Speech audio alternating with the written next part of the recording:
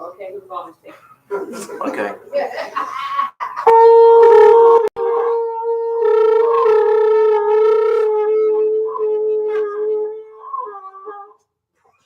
Please do it again. Yes. Go ahead. Yeah, we're going to get both of y'all.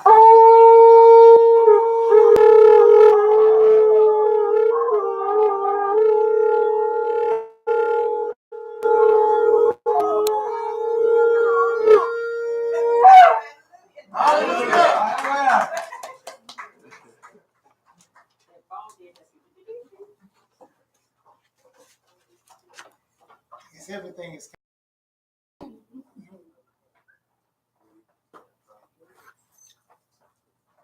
I guess everything is kind of working a little slow when you get cold. The internet don't want to work too good, and shofar blowing. We're gonna work at getting it going. You know, cold weather shuts down a lot of folks. Those that's in Canada, those that's in the Philippines, and those that's in Sierra Leone in Africa, and wherever you might be picking us up on the internet. Enter into our house, where our motto is, come one, come all, let us build our future upon the foundation of peace and love. Shalom ve'ahava. And upon these, and this is what we got to let people know, you know. And we try to let people know that right off the bat, so they don't get it confused. Well, I thought y'all this, I thought y'all that. Now we let you know up front. But this, see, and there ain't no room for hatred and all those other stuff there. Just can't prevail. See, and therefore, that's the same way it's going to be in God's kingdom. And y'all already that who are you or who am I that he won't put you out of the kingdom? It wasn't nobody but just the two, and he kicked them out. Yeah. Right. He could have said, hey, he can't kick us out. Hey, look, we're the only ones here. Yeah, we just not at it. You mad at them? Before you was here, wasn't nobody here. I made you. Therefore, we've got to get the right understanding and get the right attitude. The right attitude. We've been lied to. Oh yeah, I know. Yeah, I do know some of what they want to find. Some of them expecting this preacher was saying that he got him a big mansion in heaven. Therefore, because you got to die to get, So he's still kind of like hanging around here for a while. He got a big mansion there. He can't wait to go. It's not what I'm looking forward to. And the reason why is because they don't match up.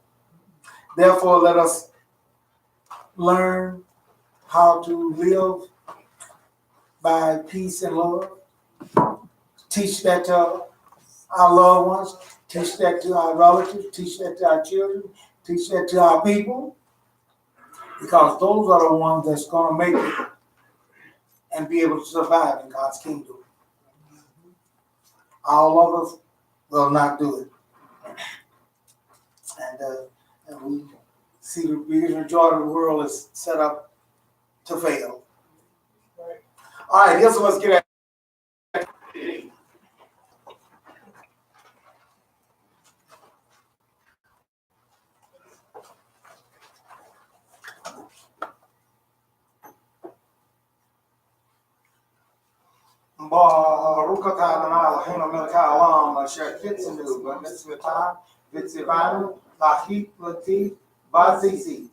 Bless you, Lord our God, King of the universe, and sanctified us by thy commandments, and commandments concerning wrapping ourselves in ZZ.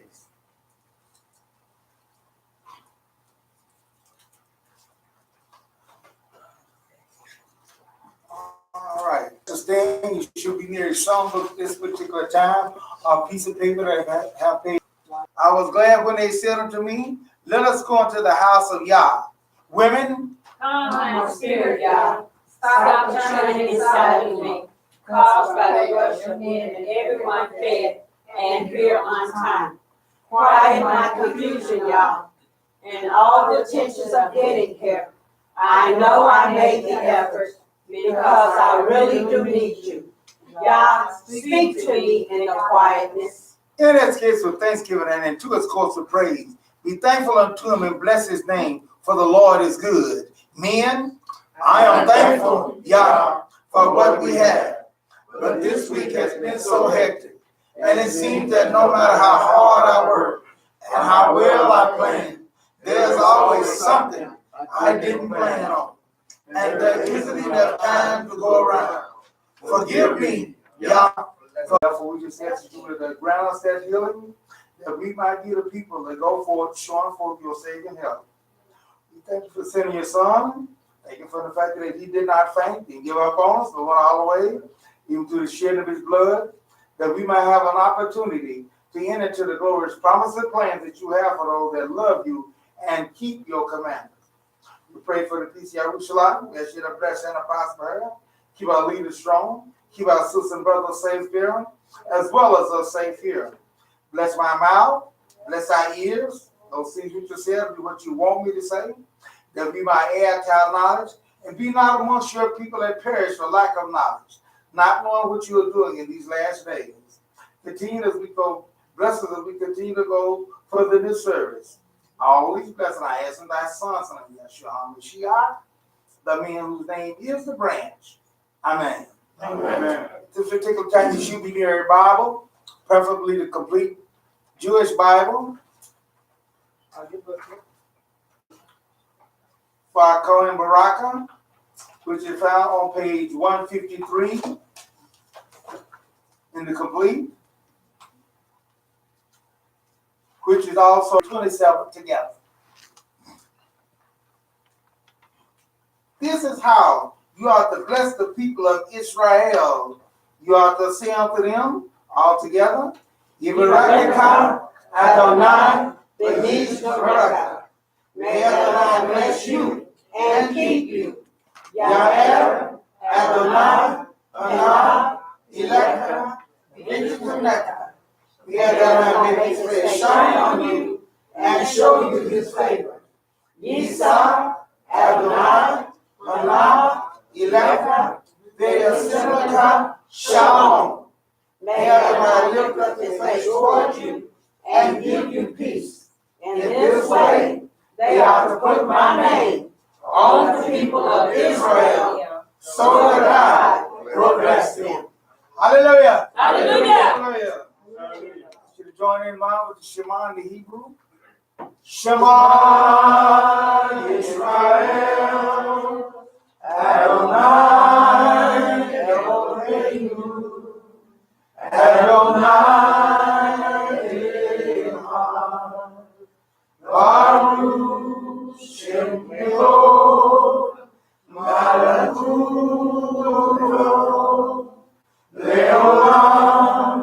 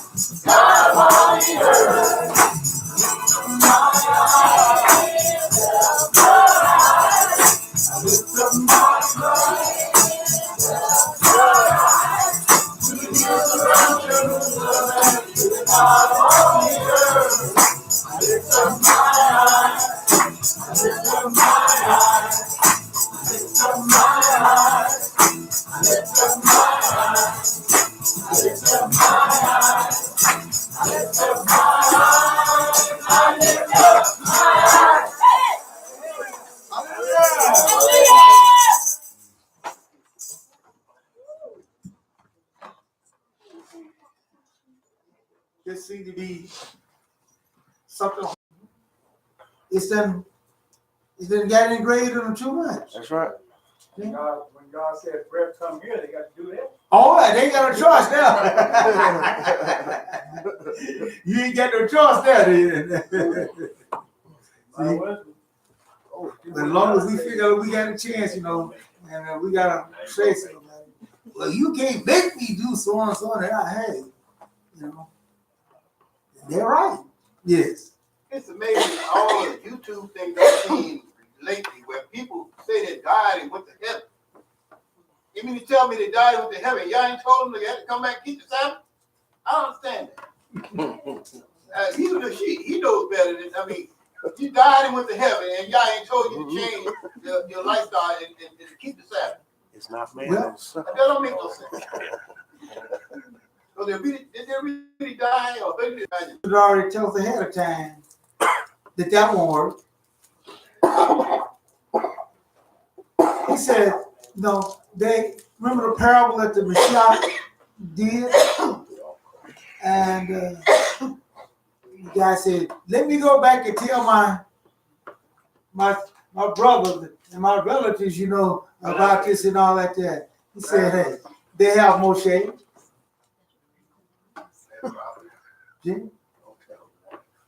And if they won't believe the living, they ain't gonna believe the dead.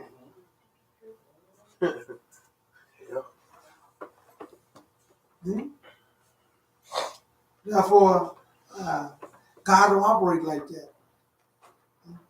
God deals in resurrection. See?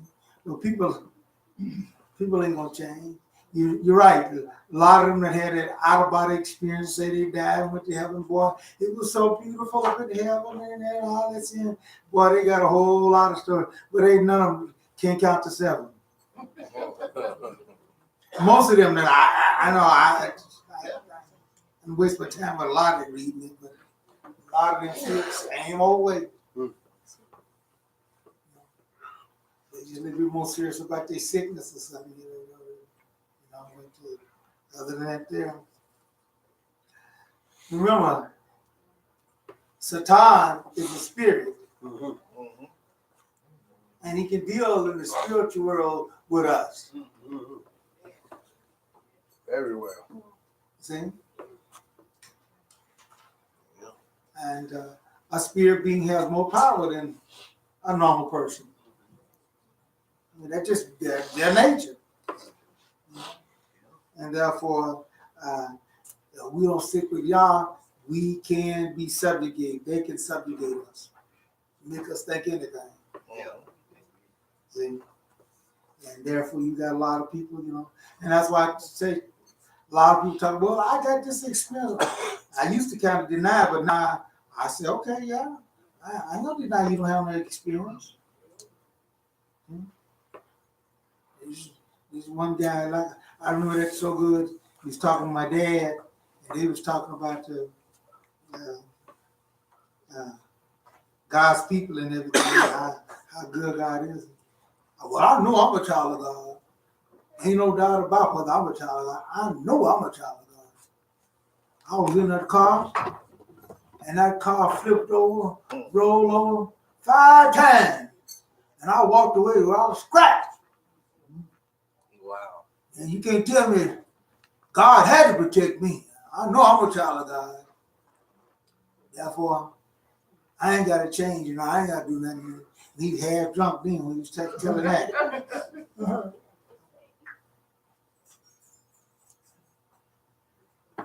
They said, well, he might have said you did, but I don't think it's gonna last over now. No, I'm doing something here. So hey,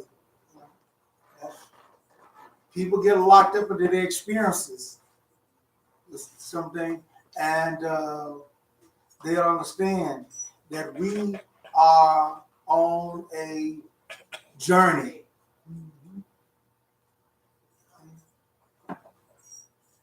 And if we don't continue to grow and be transformed, that's why I tell folks, God ain't no 10 years ago God, you know, God also loves that, but he's a now God also.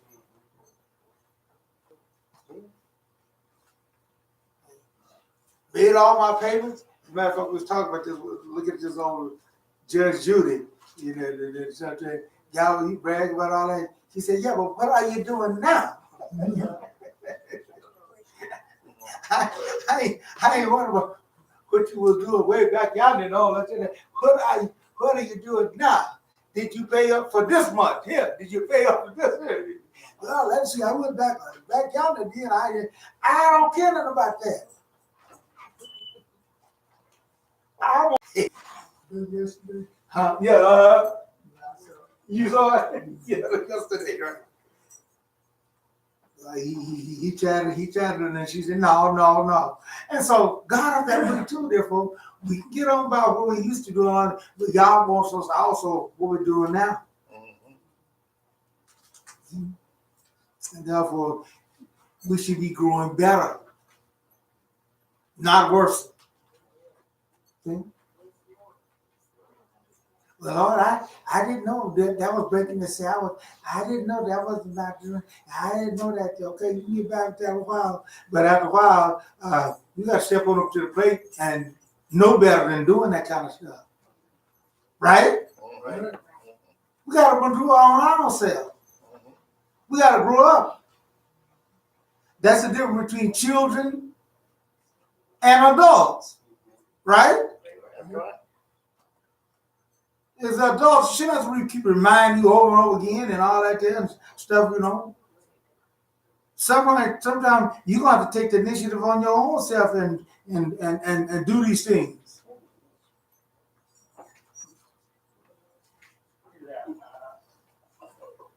If we are going to only do right because of our husband or because of our wife or because of somebody else there, that's not going to get it different. And the reason why I ain't gonna get it because the enemy is too clever for us. We gotta do it, see, because we transform. See? Now, why are you coming in here? Why are you doing these things? I'm coming because my husband, he be mad. I'm coming because my wife, she gonna be upset. I'm coming because my friend, that ain't good enough. Amen. That ain't good enough for your salvation. Right. That might be good enough for your relationship with your wife. You know, she's smiling. You can, that ain't for real. That ain't gonna hold you.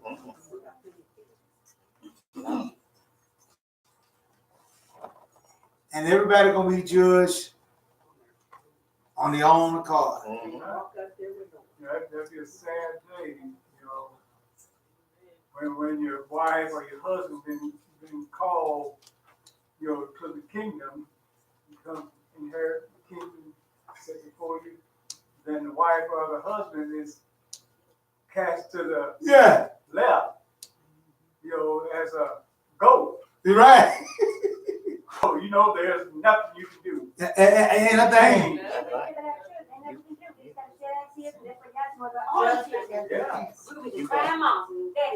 Yeah. You got to desire something only y'all can give you. That's right. That's right. See, that's it. Yeah. And that's why I tell folks, you know, when it comes to selfishness, hey, I told them. When it comes to my salvation, I'm selfish. That's right. You know, sometimes you got to scare yourself, but boy, you know, just think about how you know when that time comes. Yeah. You know, what you gonna do? That, you know, just you know, now it's time to do something. That's right. They call that name there, and you said, well, I gotta be next. They didn't call us on it. And he run on down the call. Well, wait a minute, hey. How you gonna call his name? He ain't call mine. Right. Well, I can show you this video, here, a movie or whatever. I think, matter of fact, they got a song we used to sing. Do not pass me by. Yeah. I remember years ago I said that little parable about death came to this old man. You ever heard that one? Death came to this old man and said, I'm looking for so and so. Well, she's not here. But anyway, and he thought it was his time to go. And now, so and so, she lived down over there. He said, I came for her, but I'm gonna come for you. Slim and Supreme, man. Yeah.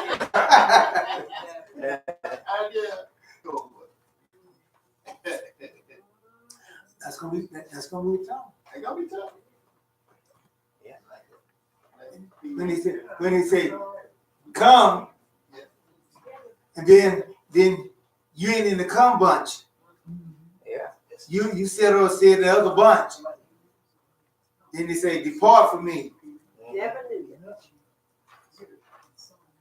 Then you gonna jump and say, whoa, you made a mistake. The Bible said it's gonna do that. You made a mistake.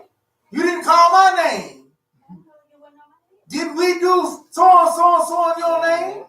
Didn't we cast out so? They're gonna start enumerating them now. Now, how did he get there? How did she get it? And you ain't called me. You know, look at you just like it's blanket. I don't know who you is. That name you was using? What my name? I don't know who you is. So, dear folks, we better get busy and get very selfish about our salvation. And that selfish means serious. See? The Mashiach is the only one can pardon for that. Our wives and our husbands and our friends and all, they can aid you. See? By helping you, but a lot of times we don't want to hear that. Them the last one we want to hear. ain't that something? Ain't that crazy? Yeah. You don't want to hear. I ain't listening. I ain't got to listen to him. I ain't got to listen to her. And then we sit there and we figure out a way to justify you not being able to listen, have to listen to him. Cause she ain't doing this and he ain't doing this. He so I ain't gonna. Hey, then throw your little help away. But all in all, we got to get it for ourselves. We got to be serious about ourselves. Why am I here? I'm here because you all and all those things there. But number one, I'm here because I believe it's what God wants me to do. Right. See? That's the first thing. And therefore, that's the people that God is looking for. And those are the ones that are going to press on to get that true knowledge. And as I said, everybody in it is not acquainted with it. We go to Psalm 68:4.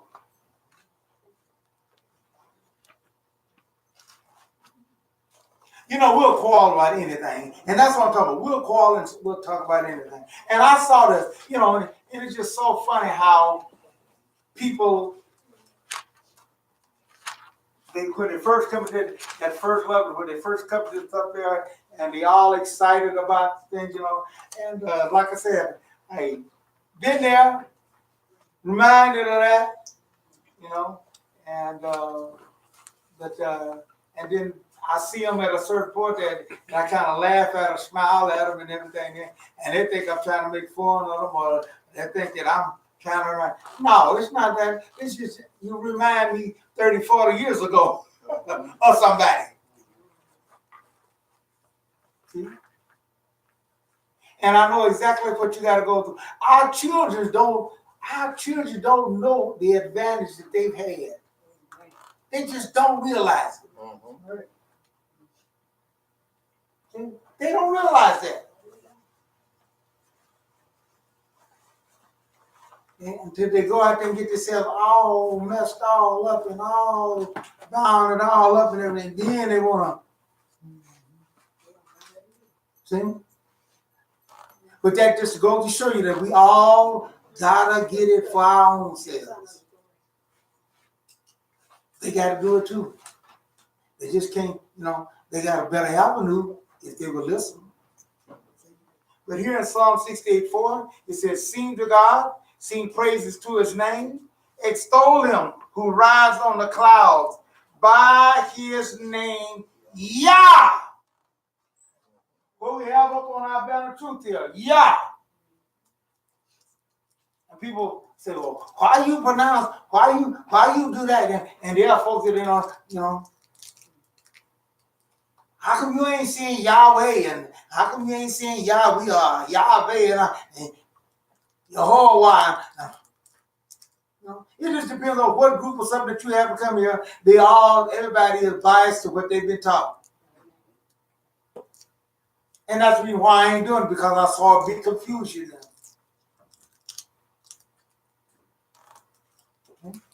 And I explained to folks why. But if you want to say the long form name, I don't have no problem with you. But don't form no opinion and don't form no attitude about me. Because I choose what I choose. And I choose what God revealed unto me. All those other things are avenues of confusion. There ain't no confusion here that I know of. Except people the only confusion I've ever seen by the other people. But I like seeing the long form. I don't want to say the short form. Well, that's your choice.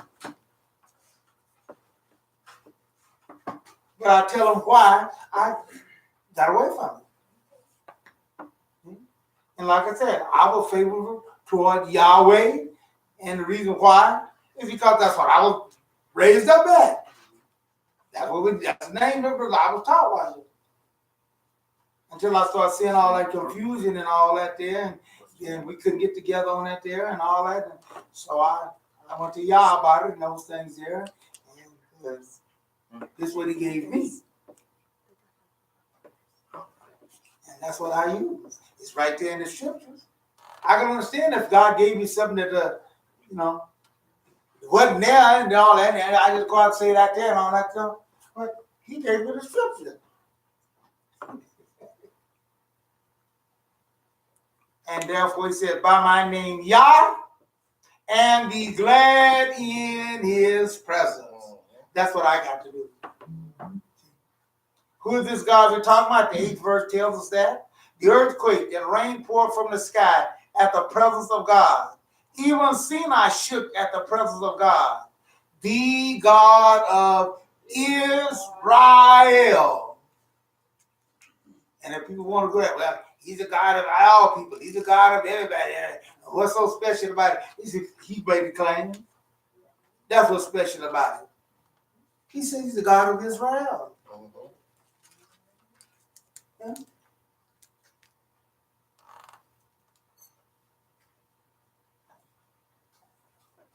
I want to be my God. Don't you want to be your God? Yeah. And he tells us how that's going to happen.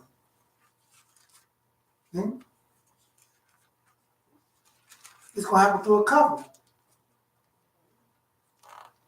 No. It's going to happen through my birth, my blood.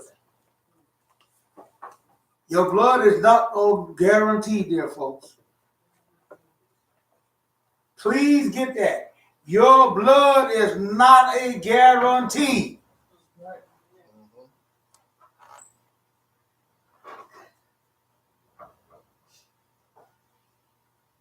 The devil got us running around here in America here, hollering and talking all that thing, man. Got them out there on what you call it, hollering about all that, and hollering about the blood and everything there. And ain't none of them got no 100% blood. Yeah, I say that. Ain't none of them out there. All the guys out there screaming and hollering, ain't none of them got no 100% blood.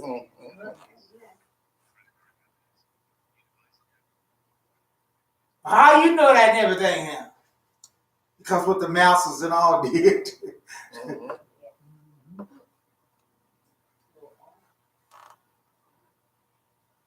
To our mothers and our daughters and our sisters. And God said that they would do it. Tried to warn us. But we were hard-headed. We still is. And the reason why is Isaiah 43, 10 through 12.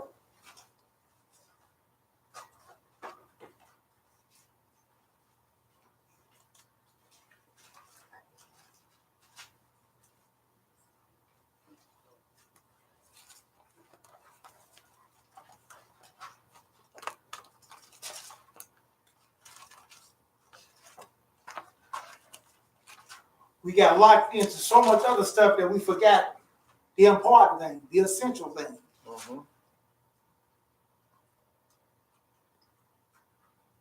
He said, oh, no. When the Messiah came and he was talking to them brothers over there, and they were so locked into the point, we be the seed of Abraham. We be the seed of Abraham. We be the... When they said we be the seed of Abraham, what were they saying? We got the blood. And they still holler that same old thing today. Still count on that there blood, blood, blood, blood.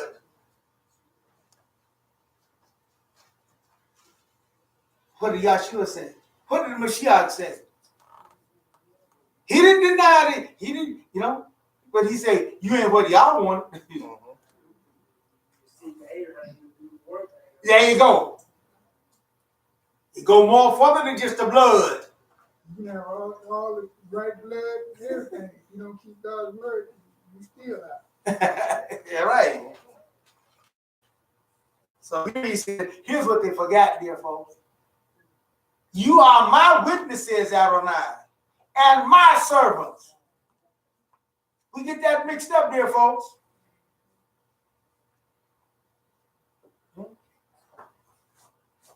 Just as a child, when you bring up a child and thing, they forget who the parent is and who is not.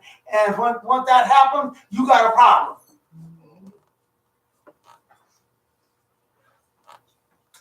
Husband and wife, the same thing. If they forget their roles and their position and everything, you got problems.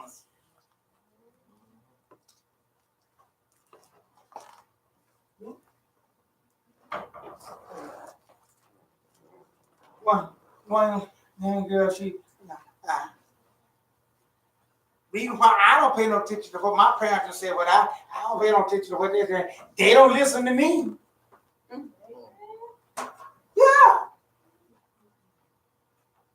I said, so that's why you, that's right. They don't listen to me. I can't tell them nothing. And so they don't listen to me. I ain't got to listen to them. I said, yes, you do too. Yes, you do. And why I got to do it? I said, just because they are the parents and you're the child. Period.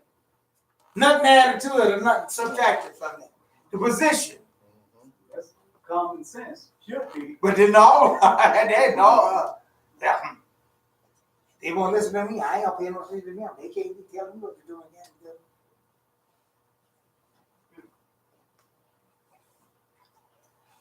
Well, and do you think you ain't gonna have no problems? You think you ain't gonna have no situation? Dear folks, when the things get out of kilter and get all out of sort, you're gonna have some problems. Oh, yeah. It just ain't gonna work. Therefore he said, you are my witnesses, Adonai, and my servants. I'm not your servant, you are my servant. Whoa.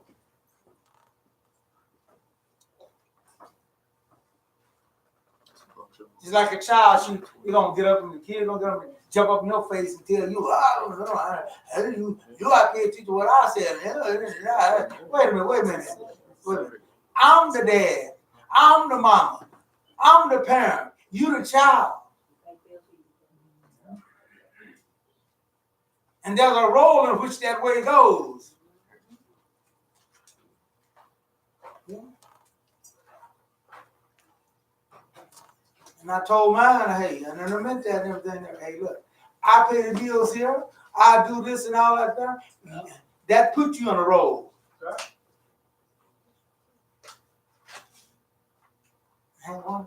Well, ain't this my house too? No. I said, to an extent. To a limit. I let you stay here. There you go. You're raised up in this house. That's your house under my grace. Yeah, I let you stay here. See? When I was growing up, you couldn't explain yourself to your parents. They tell you such and such. That's it. Ain't no saying, no. You might right. And I also we get this role and we get this position. That's that white man mentality, let the kids express themselves. Yeah, that's true. Yeah. Let them talk to you and let them say this here, and if they're upset and everything and all that, they'll come back later and ask them if you got over here accepted, and all that shit. Now you can come in and no, it don't work like that. And so this is what Yah is saying here. He says, you are my witness and my servant whom I have chosen, so that you can know and trust me and understand that I am he. See? I am the one. That he means that I'm the authority. See? Not somebody else. I'm the one that's the authority. No God was produced before me, nor will any be after me. Yes, I am Adonai. I'm the owner. And when you own something, that gives you the authority over it. Beside me, there is no deliverer. I have declared, said, and proclaimed, not some alien God among you. See? Therefore, you are my witnesses, Adonai. I am God. And dear folks, if you can't be what I want you to be, what I need you for?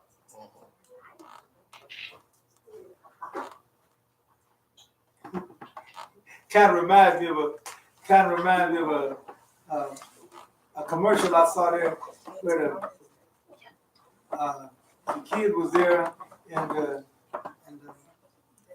had looking at television. And he got ready to run. He tell his child, go up there and turn that so on. She look bad, get bad, and everything. Sit back down again. Oh, go up and turn that up now. Tell him, Daddy, you can get the remote and do all that and everything. He said, why do I need to do it when I got a remote? You my remote. That's what. Yeah, back then we didn't, we don't TV with a remote, but the parents, they had a remote. It was us. There you go. They need some water. It was us. Go get me some water. You know? Bring it to them. Change that TV. Call them in the room and hand me that over there.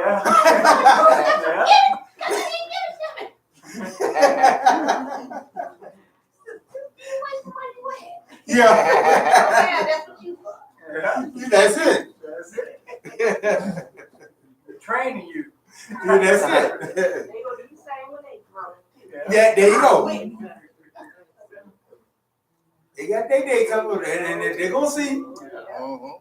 Hey, like what stepmother used to tell me from Mama Julie, she said, just keep on living. And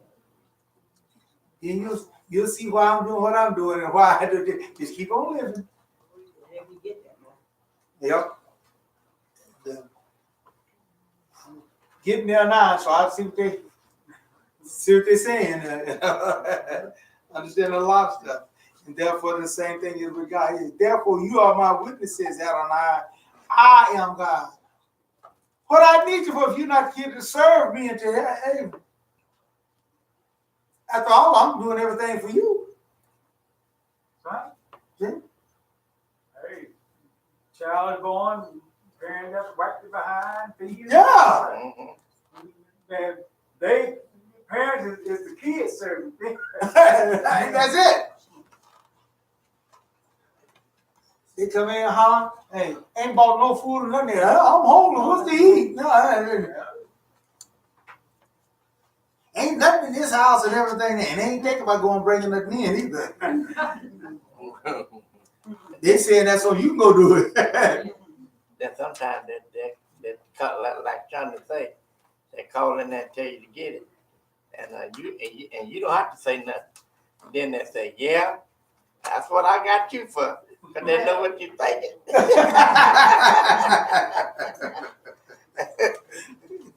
Yeah, that's true. Well, I had man tell me that. Yeah. Which I had to eat my words, I had to roll on out the bed and hey, go on, hey, Say, hey, that was your doing. That had nothing to do with me. Yeah, No, I see it. yeah, that's what I'm talking about. It ain't my fault on you. Right. But since you're here, you can bring that water. No, I had to roll when I hit that road. Oh, I had to go and I go to work. okay. They come in there hollering, we're hungry and everything. Now I say, hey, I got to have a payday coming in. I mean, you can't go to the grocery store. You can't go to the landlord and with your looks and stuff and everything. Hey, that'll work. That means you got to roll out and get that job going. Sometimes I look out there and oh man, I sure would like to lay in this bed and everything. I got to think about the kids and stuff. And I say, hey, I got to hit it.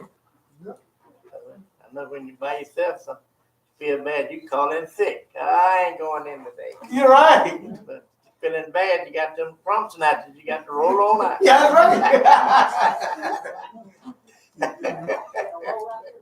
So it works. It works. And y'all the same way with us and everything. He know those things there. And so we keep our roles right and keep those things in the right. Nowadays, they have ways to kind of straighten me out there. But in our day, stuff that the kids do now, like I said, that huffing and puffing and swelling all up and clenching their fin. Oh man!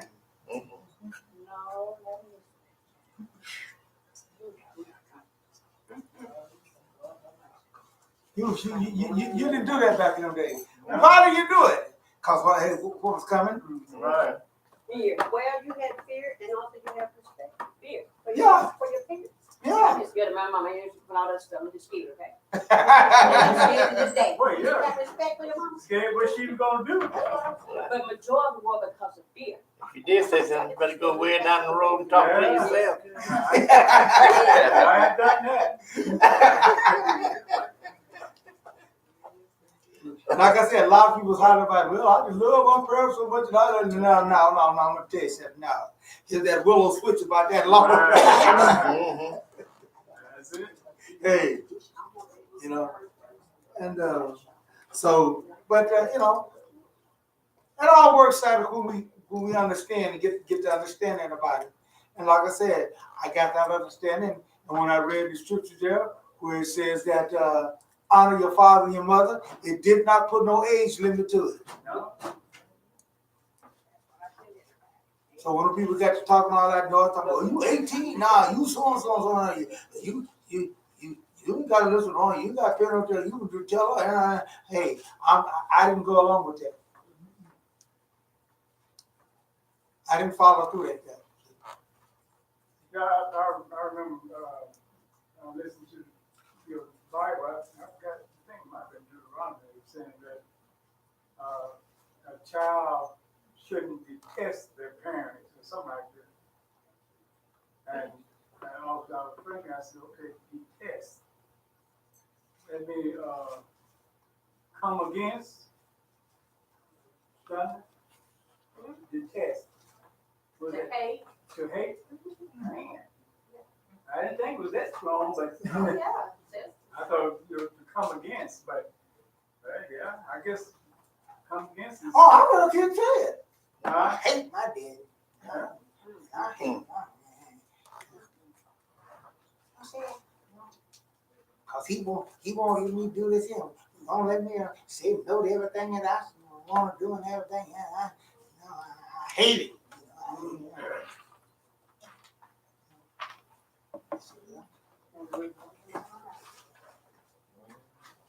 I want to learn. Y'all probably seen this commercial on TV, this guy cutting his lawn. And his daughter come out there and say, can she go to somebody's house? And he said, no. And she stumped off, stumping her Yeah. feet, you know? Oh yeah, I've been that way. Uh-huh. Cause boy, your cousin, they would come over and ready to play and stuff, and I asked my mother, can I go with Franklin now? Is this house clean? No. Okay. Clean his house, and then you can go. So boy, I was ticked off. Because my cousin, they don't have to do nothing. They just wake up, eat, go wherever they want to go. Which their house is nasty. but the parents didn't make them do anything. And hey, that's what I like. Yeah. But just being a kid, you Oh yeah, right. yeah, you want to be just like that. No, you sit in the house and mop, wash dishes. That's it. And so it's the same thing here. God is that way here, and we got to go by what He says. And as I say, and if you can't fit the bill, I say this here, hey, it'll knock you out. Now, some parents slap a child or something. Woo, like they didn't kill them or everything. Hey, they let you know right there. You look up at the big eyes, I'll knock them eyes out. I haven't said that. If you look up at the big eyes, I'll knock them eyes clean out your head. That's exactly what my mother told me. I know private schools now whooping them. And you got to sign a deal saying that they can whoop them. Yeah. If you want them to go there. Yeah, that's what. Yeah. Yeah. We had private signs school. up for Macy. Yeah.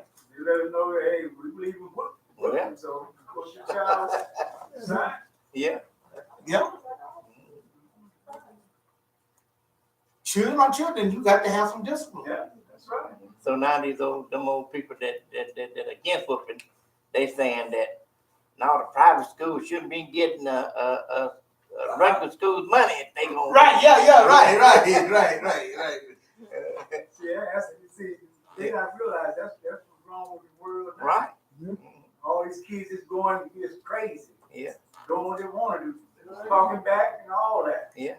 And they wonder why they ain't excelling in school and all that. The rate and everything is worse now than what it was and all those things here. And the reason why is because, hey, there is no sense of fear there and those things there, those children are not going to do. Right. If they think they're going to get no trouble, they ain't going to keep their room clean.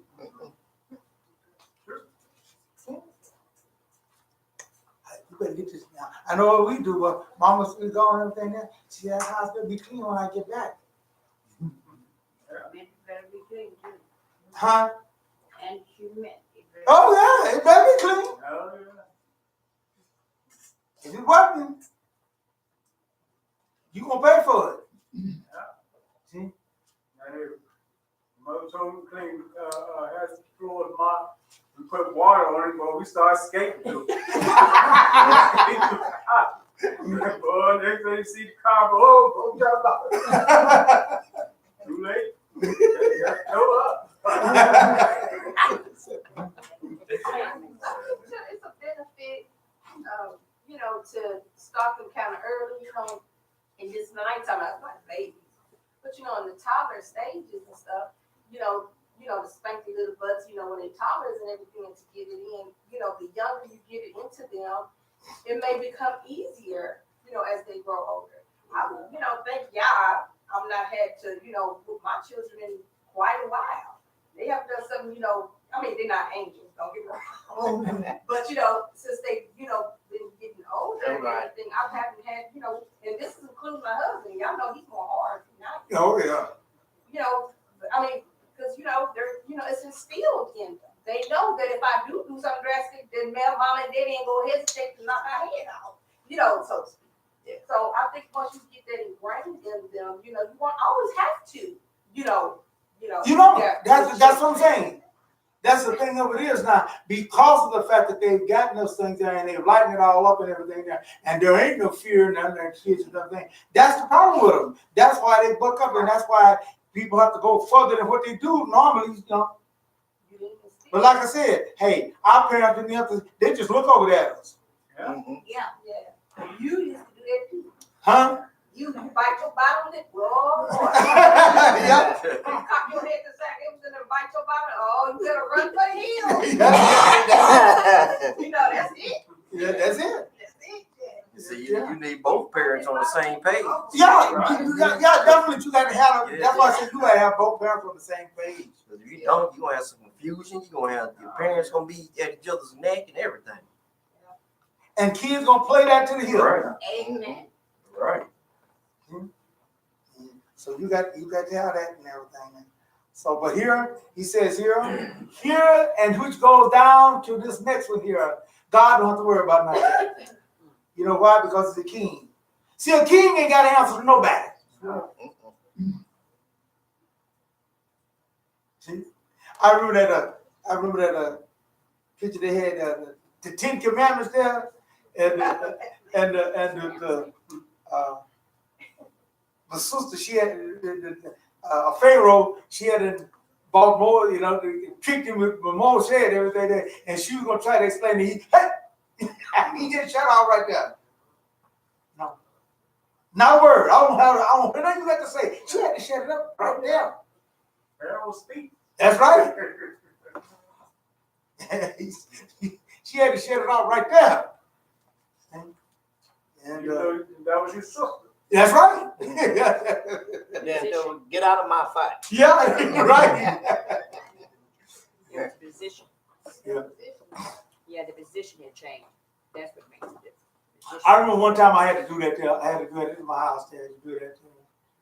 I'm not saying recommend it all that, but I understand the situation there, I was getting ready to correct one of the children there and everything, and I could kind of tell that she was getting kind of, and I saw that the kid, so I just told her, I said, you need to get on out too.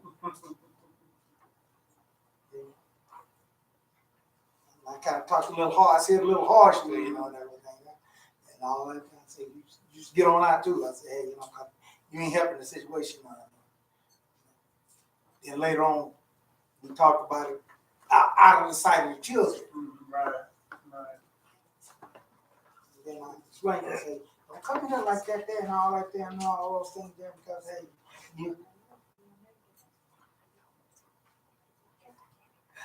I remember one time she was whooping my son and one part of, he had to have a grabbing on the belt and all that. He flew around and grabbed hold of that belt there and that buckle swung around. That buckle swung around, hit me in the wrong spot there. Woo!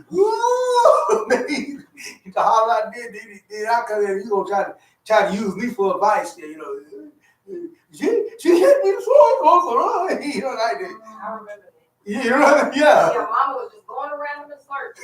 That wasn't phased. He was an old teenager. Oh, yeah. Uh-huh. Mama wearing her little stuff out, wearing them in the circle, hitting them all over. You having fun.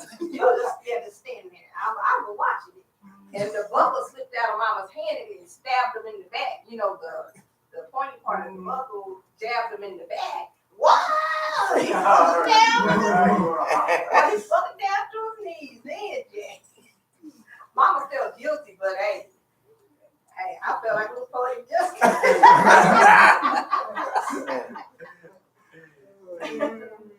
But you know, here, this is what the king says here.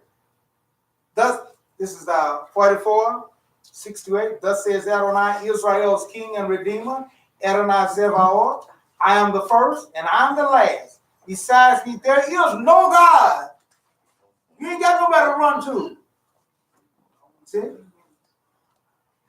When husband and wife is together on that Sunday, you can't be running because kids will do that. Mm-hmm. And that's why whenever I try to correct other children, other people's children, everything there, I make sure I know what them children, what their parents are going to be about.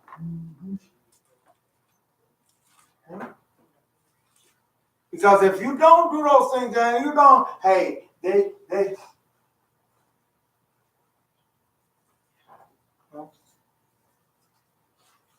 I know when me and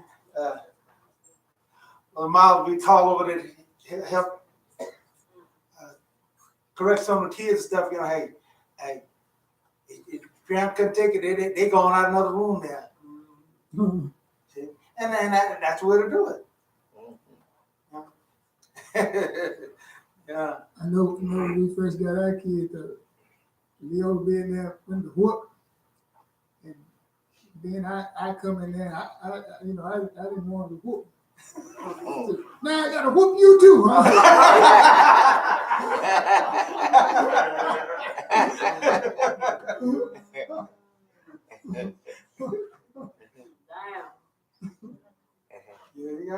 Yeah, you got to be on one. Yeah. Because they shall you take advantage of it. Mm-hmm. But here it says, thus says Adonai, Israel's king and redeemer, Adonai Zebaoth. You know, our children sit there on there, but just wait. You coming on? You gonna have your children. Then you're gonna see what's going on. Yep. See? I ain't gonna treat my child like that. And I ain't gonna hey, for as I can say, they treat them worse. Mm-hmm. I ain't gonna go out my kid, gonna let my child do this and that. And I'm gonna let them have this freedom and all that. You gonna let them have all that freedom you want, and you gonna pay for that. They get them, yeah, but dad is just too strict. Dad don't let you do nothing. Yeah. And then mama won't let you do something. Oh, that way that yours coming. You gonna see. Yep. Huh? Yeah. Laugh at you. Yep, that's right. It's coming. Therefore, it says here, who is like me? Let him speak out. Let him show me clearly what has been happening since I set up the eternal people. That's what I want to be. What about you? You want to be amongst the eternal people? See? Well, let me tell you something. You cannot do whatever you want to do and be a part of the eternal people. Right. And that's what God is trying to tell us. Well, I feel like I can just have my way. I can do that. No. You ain't smart enough. We are not smart enough. That's what I mean by that. Now, don't get me wrong here. And this is why a lot of folks get me wrong when I say we ain't smart enough and all those things. We have an enemy out there that's way smarter than us. Mm-hmm.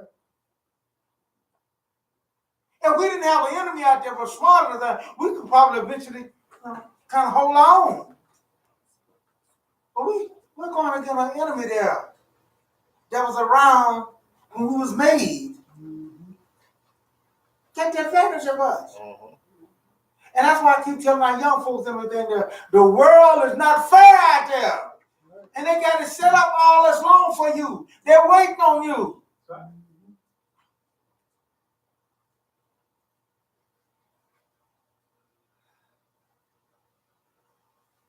You like this lady? I think on Steve Harvey. Yeah, she was on there and she was talking about she went out there California out there to make it big out there and all that stuff there and everything there. Finally, she said she got to the place where she had to go sleep on her friend's couch and everything, lost everything and all that and everything. Finally, her parents told her to come back home. She stayed in Louisiana. She was from Louisiana. Parents told her to come back there and everything. So she was contemplating on whether or not to go back and all that. But eventually she did go back and everything. And so she found out that, Steve told her, hey, she said, I had a wrong picture of how California is. He said, hey, everybody got that wrong picture and everybody's trying to make it out there. And ain't nobody feeling sorry for nobody. So she went back home, stayed with her parents and stuff there and stuff, and she knew that they're gonna be talking about it, but she swallowed that pride and went on back there and stuff. Now she got her own house and stuff and got her job and stuff and doing all right now. So she made it big in Louisiana. Then California. Yeah. She found out that, hey, go out to California, you get your breaks and all that there. You got 1,000 folks, you got 1 million folks out there trying for that same break. Right. So that's why Keon, she's gonna make it big in Texas. Yeah, you remember Leon Thompson? Huh? Remember Leon Thompson? Oh, yeah, right. He told me, say he went out there and said he was staying with some of his kin people and said he went over to some of the other kin people's house and said, man, said they was hanging around there and so he said he had been there like 4 or 5 hours and say he asked one of them, say, man, it's about time for us to eat. And so he noticed that like every 10 or 15 minutes, one would come out and talk to him, and he'd leave, go back. And then that's what they was doing. They was eating. And so he said, it's about time for us to eat. And I said, oh man, we done already ate. He said that's the last time. Yeah, that's the last time I'm gonna come see y'all.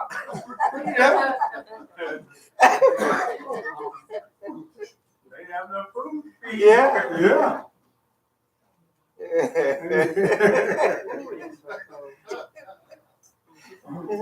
So things are not fair out there. Why would we mess up that which we have that for something that's a chance, those things there.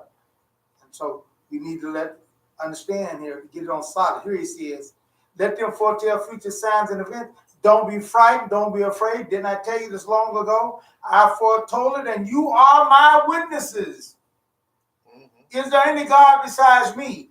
Israel, is there any God besides our God? No. I know not any. Israel, is there any God besides our God? No. I know not any. He said, is there any God besides me? He said, there is no other rock. I know of none. Don't let nobody cheat you out of that. Stay in contact with the rock. Stay in contact with the true God. See? Because all these other things are fallacies and shortcomings that you are not going to make it, dear folks. And a lot of folks, just ain't got no hope. Let's stay with solid, that it might work out well with us, and that our God might be truthful to us. Okay, all right. We have Sister LaShonda. I'm going to ask her to come.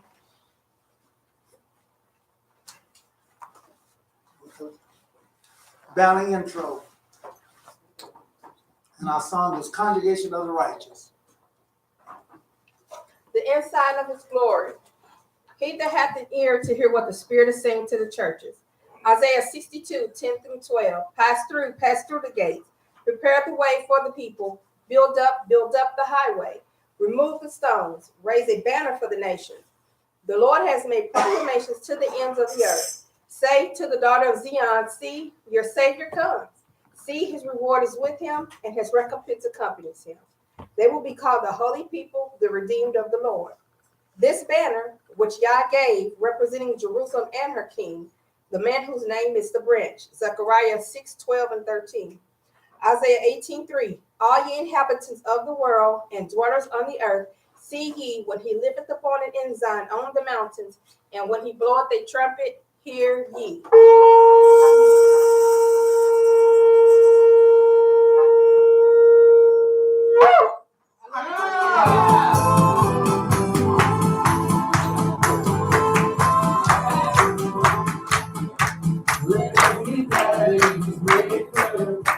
The sons of Zion rejoice in the King. Let them praise his name with dancing. Let them sing praises to him with timber and the loud. The Lord takes pleasure in his people. Let him bless the humble with Yeshua.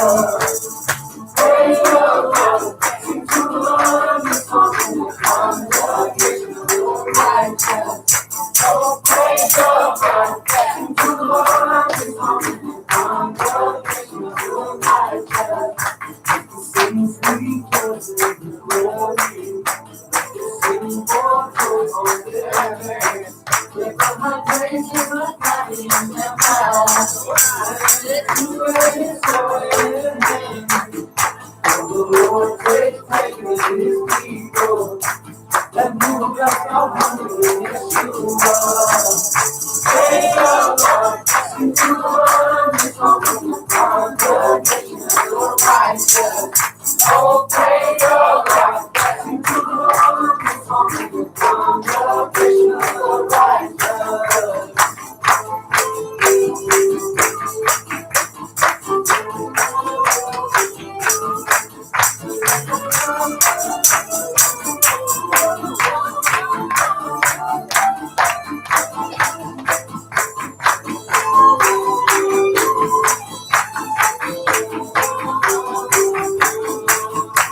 Let this land be glad in your family. Let the sons of Zion rejoice in their King. Let them praise his name with praises. Let them sing praises to him with timber and the loud. The Lord takes pleasure in his people. And he bless the humble with Yeshua. Praise the Lord. Sing to the Lord his song. Congregation of the righteous. Oh, praise the Lord. Sing to the Lord his song. Congregation of the righteous. Oh, praise the Lord. Sing to the Lord his song. Congregation of the righteous. Praise the Lord. Sing to the Lord his song. Congregation of the righteous. Congregation of the righteous.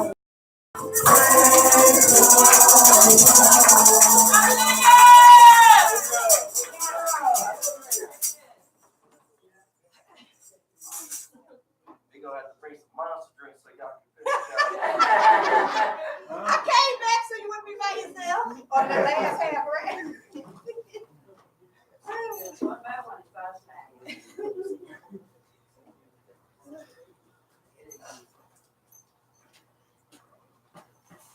Oh, we gotta have some shift people.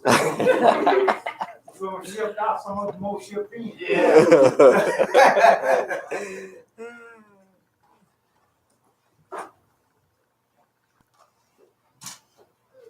I keep you young, keep you invigorated. Keep Oh, keep yeah. you going, man. Like anything that's shut down on it, you know, you get lazy on the scriptures and everything there, you get lazy on all those things there. You get lazy in the body and hey, you just shake. Just lose it. It's funny how I used to at certain time we read your Bible and do those things there. Let that slip and everything. It's hard to get back. Boy. So you just have to kind of keep it going. They just have to just, you know, because if it don't, it's tough. And I Israel update. You wouldn't think that you're gonna have trouble in anything, but there's trouble in Israel over the bus service on the Sabbath. So there's a part of the Knesset there, the group in there, in the labor form, they want buses to run on the Shabbat and everything there. and everything there. And of course, the group and everything there, they don't want it to run on the Sabbath, you know, that should be the way it's been all along, you know, and everything. But see, in politics, you know, you start getting, and that's what I'm telling you, that's the problem with politics. Once you start getting your groups together and everything, it's just like the LBG group. For a long time, they was held out because they didn't have enough voice to be heard. See, but now that they've got enough voice over there, now you got, you know, same-sex marriages and all that there, you know, women walking down together, down the street together, hugged all up, patting each other on the rear and stuff, you know, and guys and everything. That I mean, just, you didn't see that kind of stuff in our day. See, but now, all out in the open, everything. Almost all the television shows you got and everything there. You gonna see I even seen the Star Trek episode, a new one with Gay Cup. Is that right? Yeah. First time I ever seen that. Yeah, like I said, you know, Gay Martians. No, it was Martian, but they were aliens. You know, talking about, used to be my. I know him because he used to be my friend or something like that. My mate. but you know, so now that you got more liberal people, now that you got a lot more people in Israel now that are beginning to go forth and not all total religious and all those things there. Now you got it there being the fact that they won't have bus service there, so he had to go to Supreme Court there to get a stay on it, you know, because they said, well, what we're gonna do is we'll just have it free, you know. So on the Sabbath, you know, everything that you'll come there, you can have it free travel and everything there. But the religious say no, we don't want that either, you know. You say, well, why do you want it free? Anybody got an idea why they would be against having it free? Because you dropping somebody off probably to work. Yeah. Huh? You probably gonna pick up someone and take them to work. You want to be working on yourself.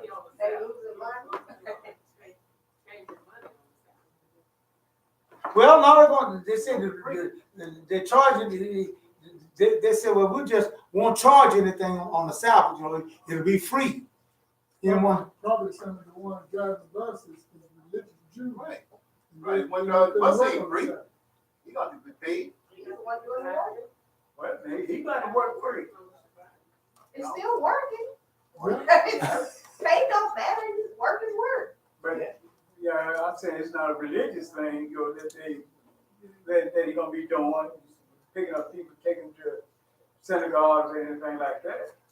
I'm saying they're gonna be taking them to work. Yeah, there you go. Right. That's the thing that they're saying. They say, hey, look, all this is going to do is just, sure, that's just to appease the religious by saying it's free. But yet you still taking them to go cover all that, and the merchant and the people at the stores and everything there, and the manufacturers and the stuff like that, they was all for it. And like some of the big malls, some of the big malls were shut down on the Shabbat. And what? Huh? So they wasn't shut down? Yeah. Huh. It's a world of difference in the city than it is in the kibbutz. When we was out in the kibbutz out there, and in the Shomron out there, when we was out there on the Sabbath, everything went silent. Yeah, everything. No cars running. No cars running, no. You hear no kids cutting up and all that there out there playing and nothing like that there.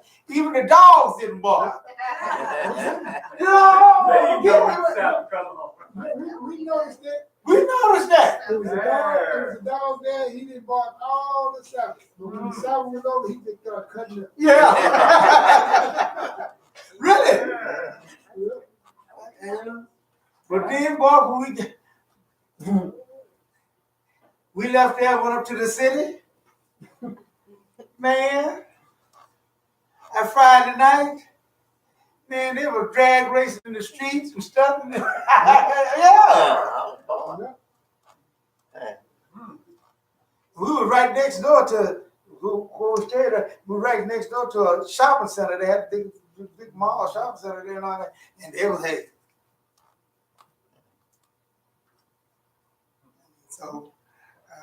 So that's why they said, hey, at least when the buses shut down there, you make a lot of people that they ain't got their own transportation. At least they got to keep the Sabbath if they can't be going. And so the merchants and everything want to be able to come in and everything. That's all they say. Hey, well, let's just be free on that there. So that means that they'll get a chance to come to the places and do those things. Well, there's democracy, that's the issue.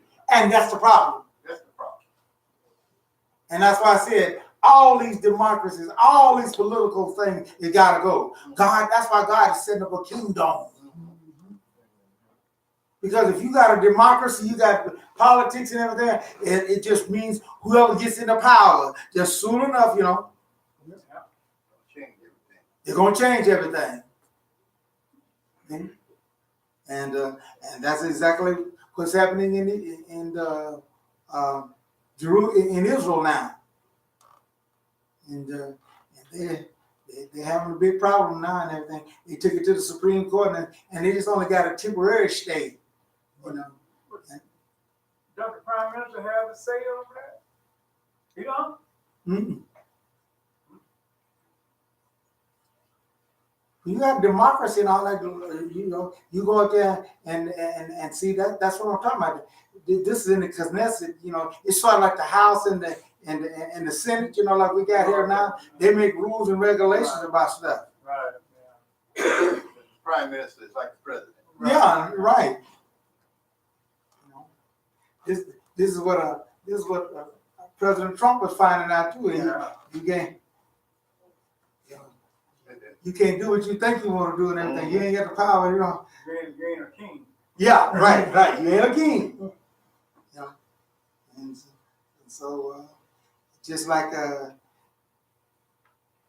he thought that he could shut the government down. He said if he didn't get it, he said he was going to shut it down. But you know that he didn't shut it down. Well, I thought his choice was not to shut it down this time. For less money. No, he said that if he didn't get what he said he was going to do, I'm going to shut it down again. Yeah, that's what he's saying. Yeah. And then so they come back and say, okay, you wanted so and so much, we'll give you so less. We're going to give you less than what we gave you before. Less. Yeah, they gave him 1 point some billion. 3, He gave him 3? But he 1.3. Oh, yeah. But he already had 1.6. Mm-hmm. And he wanted 7. He should. And he shut it down because he didn't want that 1.6. Right. All less money. He took less. Yeah. But he thought that he said, well, if they don't give it to me and all that, I'm going to shut it down again. No. Guess what? The Senate and the House of Representatives, they went and passed a law and had enough votes to veto. Even if he'd have vetoed it, it still would overrule it. Oh. Mm-hmm. But if he wanted to shut it down, he couldn't. That's right. Okay. That's why he went on to sign it and everything. Then I'm going to sign it. No. You ain't doing it because they done took your power away. They passed a bill that and was passed in the Senate and in the House. That's good. That's good. It shouldn't be shutting down because they swallow nowhere. Now he asking for 8 million. So now he's gonna take 8 billion. No. Oh. Yeah, sure. So he's declared emergency. Yeah. They can knock that down, right? I'd be tied up in court so long, he'll be out of office. Yeah, they say they're gonna tie that up in court. They'll drag that out for 8-9 years.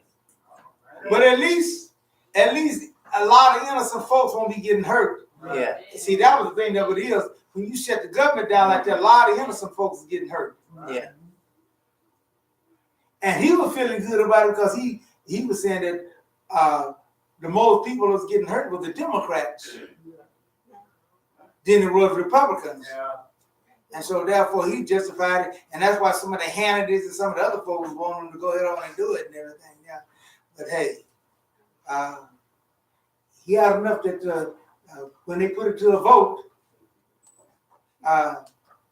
them little few Republicans that they said on that told him, no, we're voting that he don't do it. So it passed in the House and also in the Senate. They figured it was going to pass in the House because of the fact that the Republicans, the Democrats got more seats, but they was worried about the Senate. Didn't have to worry about the Senate either. The Senate, the Senate shut him down too. Said no, you can't shut it down. So so now he's got a tuck tail and trying to make face, and so he's trying to make a place. Trying to act like he's doing something, all those things there, but no, it's because they shut him down. But can he start trouble and call for him? Yes, he can do that there. So now he's mad, and so he said he's gonna take it out of the army. He's gonna take it out of the military. He's gonna take it from the military. See, yeah, and so then he's gonna say, and if we come up short and we have some problems, we're gonna blame it on the Democrats, And they're the one that's the reason why we ain't doing this and we ain't doing that and all that things there. So this world is still messed all up there, folks. Not gonna blame it on Trump. No. Don't take responsibility. No. I'm saying, what the military, they can't afford that either, right? Because No, they can't. They can't afford that. Matter of fact, he's the one bragging that he was gonna have the best military. Now, how you gonna have the best military without the money? Well, he did get them a lot of money. And he took it back. He got over $16 billion for him. That's a lot of money to make them number one. So now you're gonna take about half of that. But he said the generals and all said that they can afford to do it, because they've been,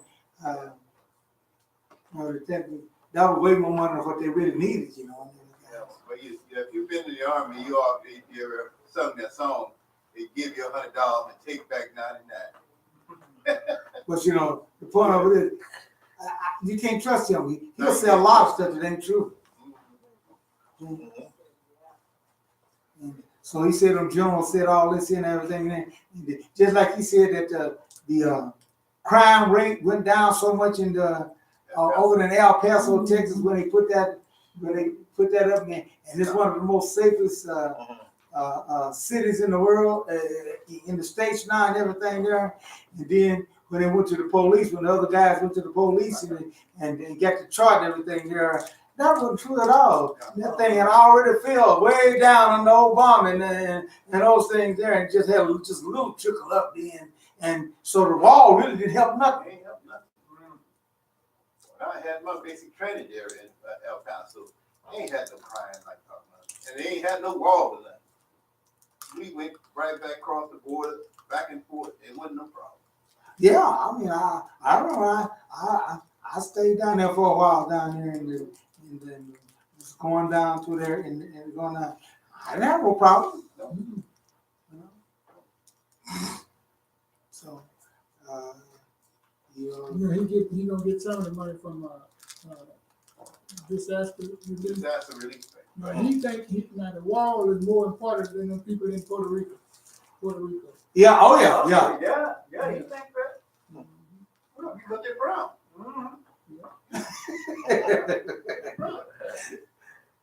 So, dear folks, all these things is going to be by now. Iran, Russia, and Syria, they all rejoicing now because Trump said he's going to pull out the troops out of Syria. Yeah. And even Turkey is even rejoicing and happy. And wonder about that. Why in the world is all these people happy about America pulling out of Syria, except the poor Kurds? the tide didn't turn around against ISIS until the Kurds got into it. Y'all know that, right? That's right. Kurds is a bad boy. They went there and take care of business. And now, big troubles. Yeah. More trouble for Israel. And now, this peace plan, guess what? Who asked me that about it? Yeah. What's supposed to happen? What's supposed to happen in here? Yeah. Right. My birthday month. Yeah, right. Don't look like they're going. Don't look like you're going now to that. Yeah. Well, the Palestinians said they ain't going to it, and trying to talk some of the other folks that are not to go to it. Mm-hmm. Because they say they ain't gonna pay no attention. They are not gonna listen to nothing that they don't say, because you can't trust the United States. They kick them on that trust thing. See, look how the Kurds trusted them, and look what happened to them. Look how the so-and-so trusted them, and look what's happening to them. Credibility issue. That's what the issue. Huh? The credibility issue. I mean, why would you trust that? If you can't, I mean, people that's fighting and dying for you, you can't support them. How you think you're gonna support me? That's what I'm right. They said, hey, how are we gonna pay? How are we gonna count on them and trust what they got to say and want to say and listen to that now? So it don't look like February will be out there pretty soon. So it don't take long for February to be gone, and it don't look like they're gonna get anything going. Like, so there's gonna be some more.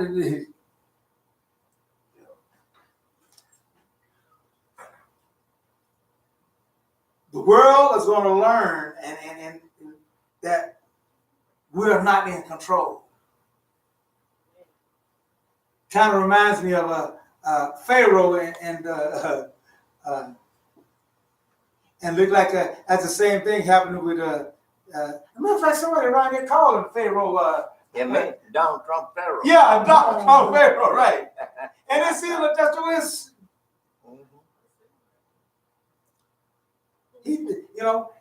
He wanted to put the ban on or something and all that. The court said, no, you can't do that. He's like, every time he turn around, he was trying to do this and that. And the court, and he come back and say, no, you can't do that. Mm-hmm. He had to find out that he thought he was in control. He ain't in control. Uh-huh. He bragged about it. Yeah, we're going to build a wall and everything there, and Mexico going to pay for it. Mm-hmm.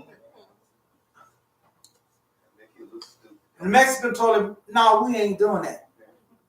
Oh, yeah, you going to do it. And he had his base. He had them believing it. Oh, yeah, Mexico going to do it. Yeah.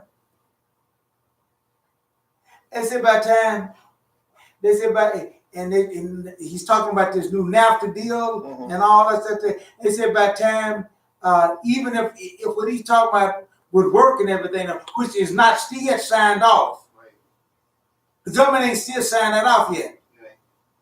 If that did happen, he'd be well dead and gone. A whole bunch of them would be dead and gone before Mexico would be done pay for that. Right. Be to collect enough money for Mexico to pay for that. It still has to be approved through Congress. Yeah, that's what I mean. It's not approved through Congress.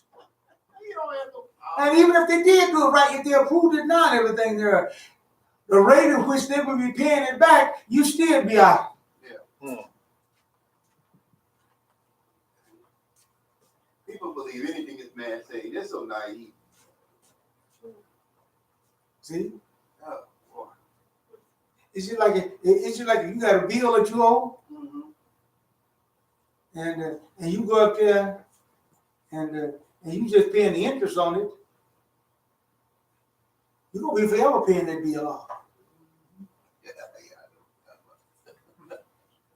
But I'm paying so much. I'm paying so much money. Yeah, but 3/4 of that is interest. Then when you go there now, but tell me how much I've played and everything. I've been paying this bill for 10 years. Tell me how much I paid. They come up there and show you everything, and you done paid $100 on the principal. Yeah. And the rest was all interest. And all the rest of it was interest. Yeah. Just like when you buy a house, so many years, you ain't paying nothing but interest. Yeah. You get that big house payment and everything, and you say, ooh, man, boy. And go ask them how much. Ask them, how much I surprised. Still paying them. That's one of the things that happened to our founder here. He had a household in it. Well, he got upset about that and everything, because he was paying, that then. Boy, I know good well I done paid no money for the house. Hey, look, I paid so much. I'm faithful on that, paying that money, and I called up and asked him how much I own that house and everything, and he told me I owe so and so now. So you gotta know what you do when you sign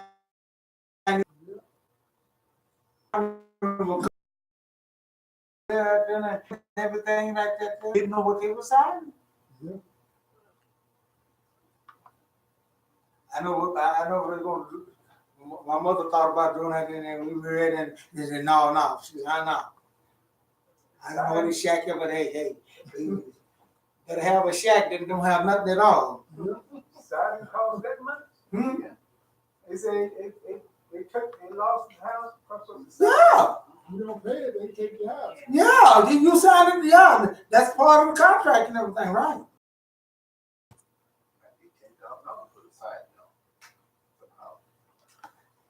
Just think that's a lot of money back in them days. But that's why you gotta be very careful. People feel, oh yeah, I do this here, boy, nice, man.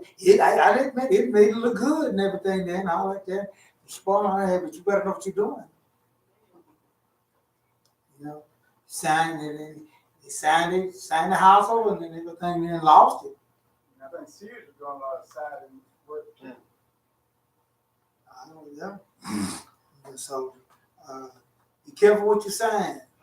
Sign, because hey, they'll come get you. And then some of these jobs, some of these jobs, you get a garnish sheet, you're gonna lose. You think, well, boy, I'm losing my money because you're gonna garnish sheet. No, you're gonna lose both ways. Right. And they gonna add interest to it. No, what I'm saying is, some of them jobs, if you got a garnish sheet on it, you lose your job. Right. Some of them say you get 3. Yeah. Because they say that's extra work and extra paperwork and that's some stuff that they got to do. They're gonna cost them to be sure that they pull out your money and to come out the money, send it to them and all that. And so they say, hey, no. So they told us up front, hey, look, you better keep your bills up. You better do it because if you get a garnish sheet here and everything that, you're fired. I know one guy, he didn't believe that and everything, and they fired him. They said, hey, look, we're not going to pay that extra, have to do those things. By government, they got to do it if you get to do that. And so they be up front when they let you know on those things there. This world is in bad shape, dear folks. And all we can do is just try to do what we can do. And understand here that righteousness is the thing that we need to do. See? Sin is reproach to anybody. And so we need to get those things right. Okay. We have a solo by Sister Taylor. Let me ask her to come forth and get our sign here. Can you reach my friend? Yeah, I like that.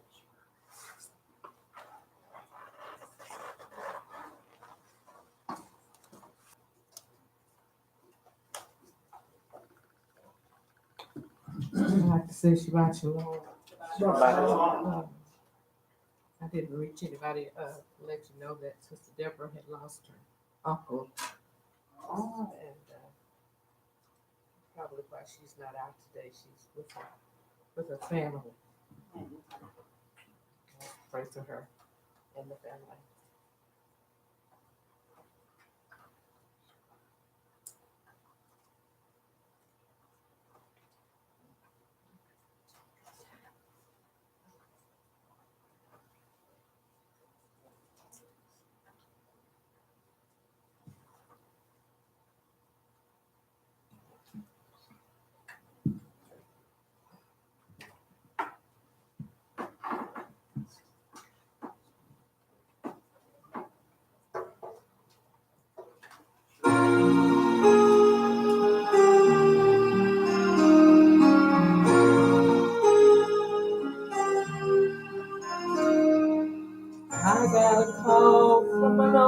were friends. We laughed about how we had changed, but I could tell things weren't going as well as he claimed. He tried to hide his feelings, but they only gave him away. The longer I kept listening, the more I kept wishing that I knew the right words to say.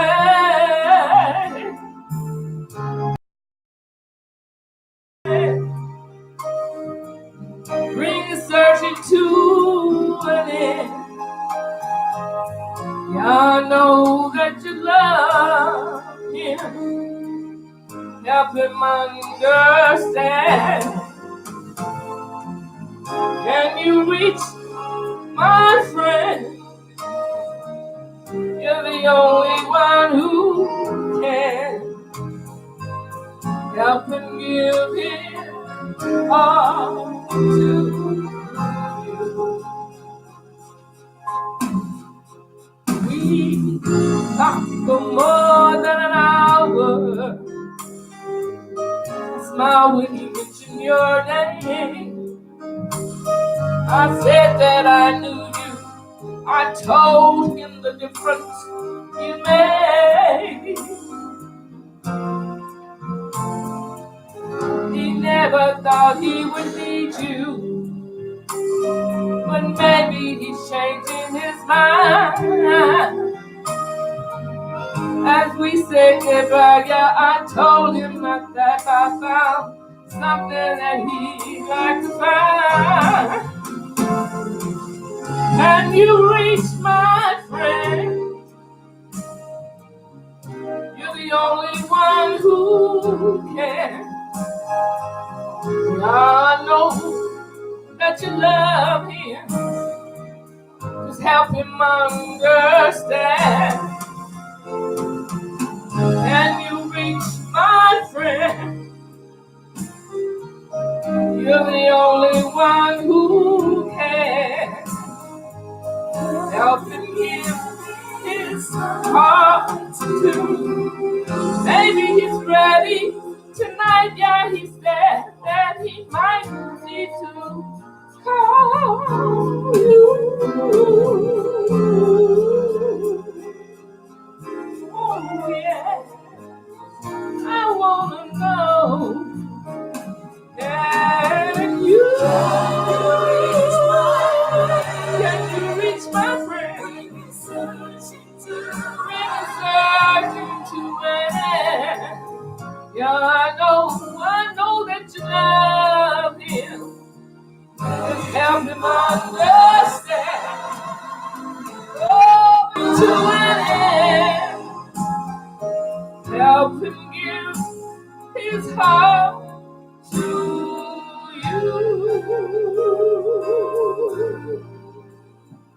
Yeah, help him give his heart to you.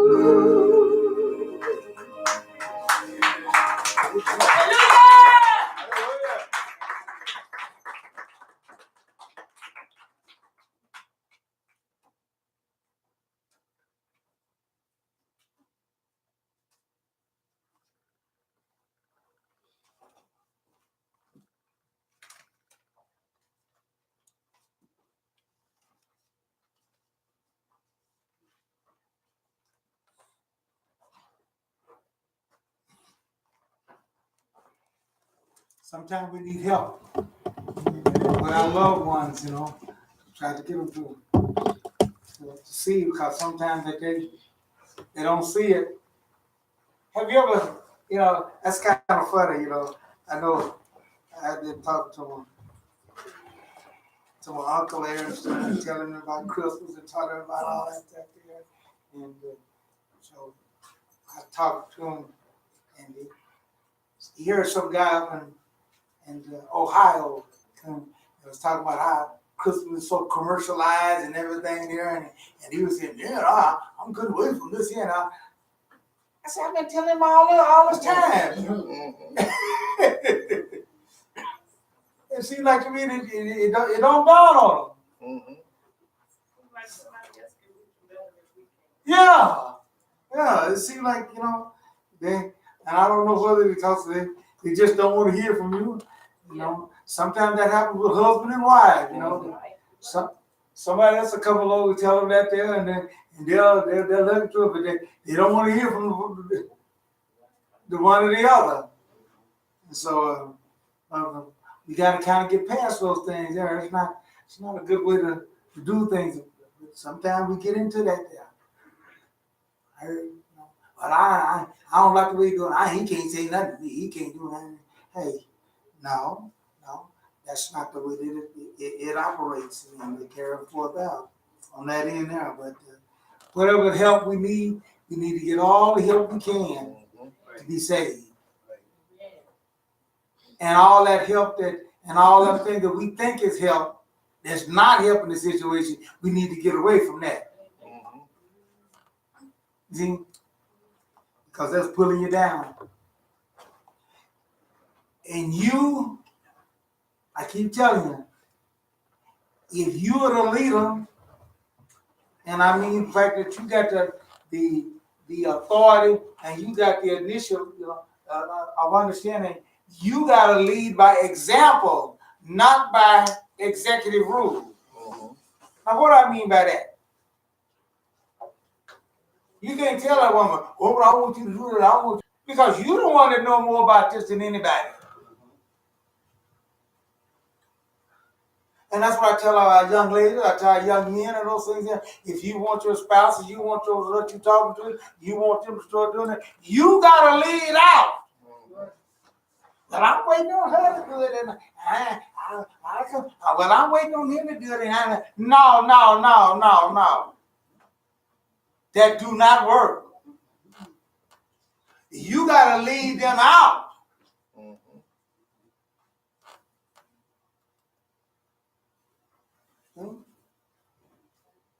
And it at that there, it ain't 100% sure it ain't. But I guarantee it's a whole lot of better chance than it is you sit back and wait for them to come around and everything there, and you hanging in there. Because let me tell you something, they're going to take your hanging around and stuff in your mind, they're going to take that as a crutch against you. Right? That's right. Yeah. You can't be telling me, I don't, when you didn't come, and you didn't do this thing, and boy, I'm telling you, that hurts.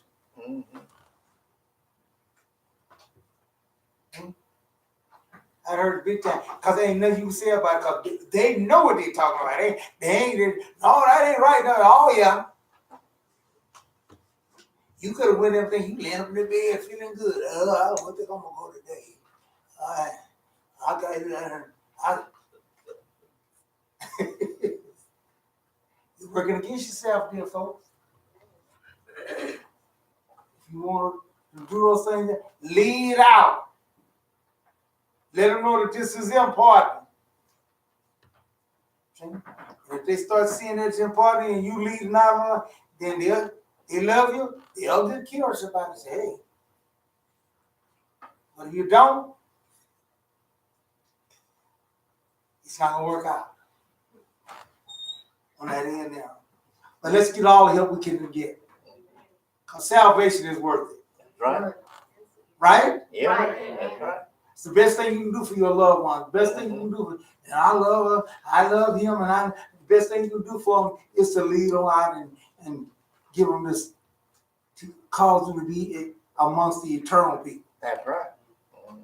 You can't do a better job. It's a tough one now. I ain't gonna tell you it's easy. It's tough. But it's worth it. All right. I'm going to ask you to bow our heads for tonight, Baraka. Blessed are you, Lord God, King and ruler of the universe.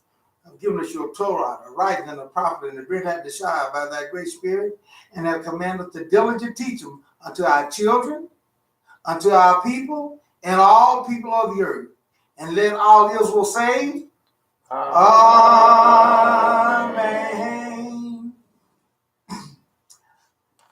This week's Torah teaching is taken from the book of Exodus, the 27th chapter, starting at the 20th verse, through the 30th chapter and the 40th verse. That is Exodus 27:20 through the 30th chapter and the 40th verse.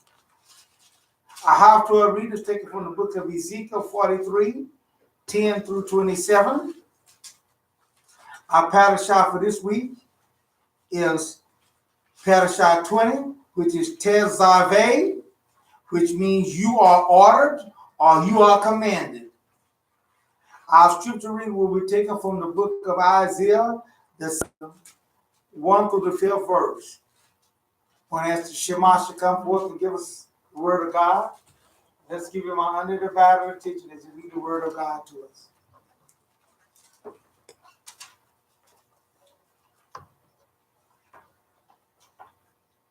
Shabbat Shalom.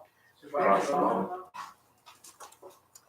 The scripture reading will be taken from the book of Isaiah, the 60th chapter, 1 through the 5th verse. Isaiah 60, 1 through the 5th verse. Isaiah the 60th chapter. 60. 1 through the 5th verse.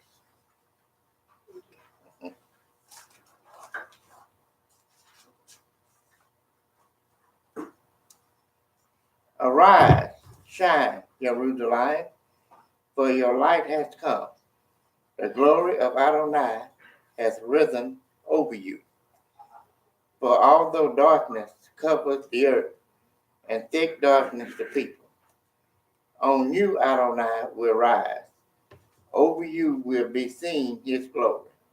Nations will go toward your light, and kings toward your shining splendor. Rise, raise your eyes, and look around. They are all assembling and coming to you. Your sons are coming from far off, your daughters being carried on their nurses' hips.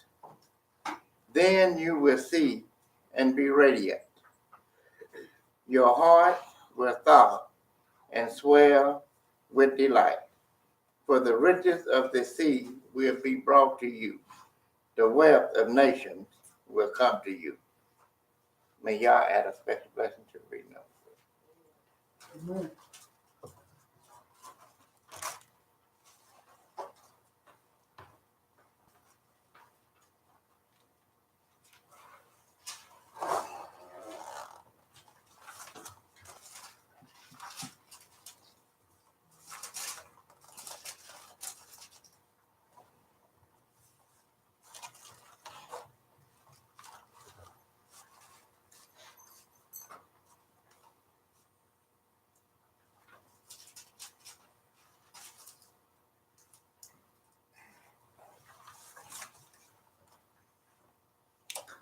Okay, yeah. I did make a mistake here. Oh, not on the reading. Oh, I made a mistake on the Parashah here. That should be the 10th verse, not the 40th verse. That would be Exodus, the 27th chapter, starting at the 20th verse through the 30th chapter and the 10th verse. oh, Yeah, and I said 40th, okay. so this should be 10. Thank you for the correction. All right. Yeah.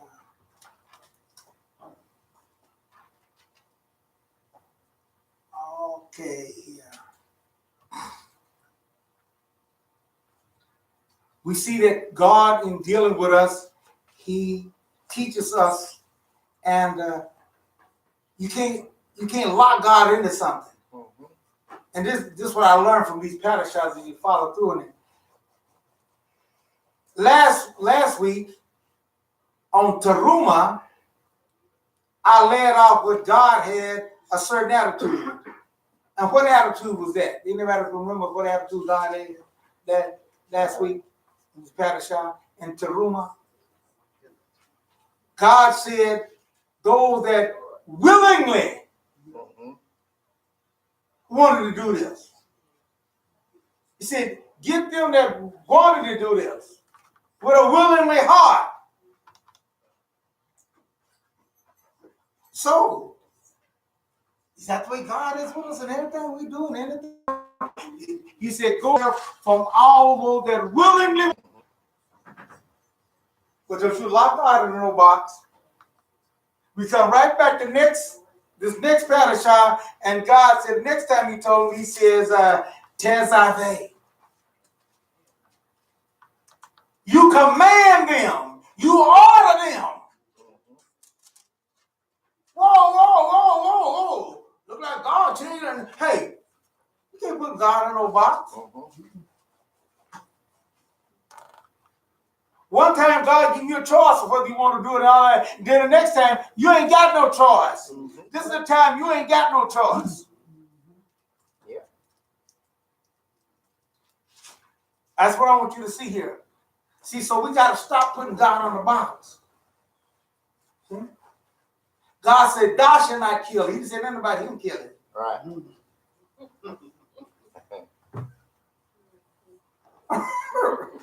Do we understand that? Mm-hmm. Israel didn't, and God had to make them straight. God had to straighten them out on that. You know?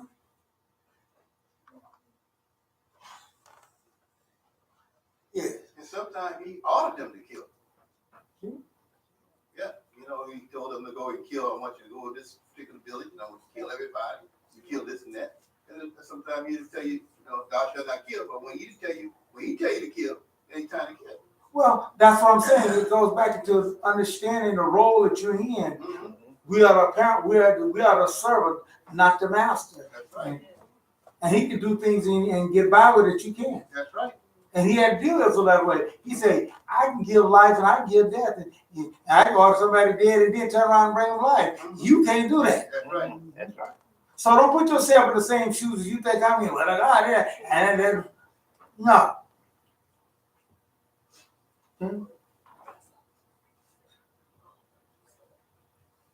We don't understand those things.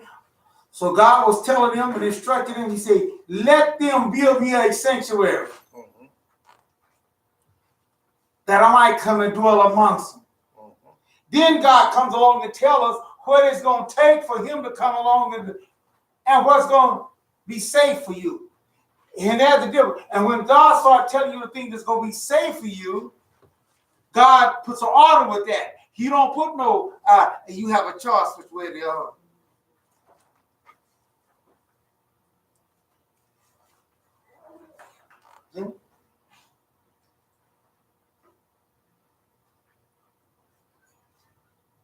Go to Exodus 27:20 and we'll start reading there.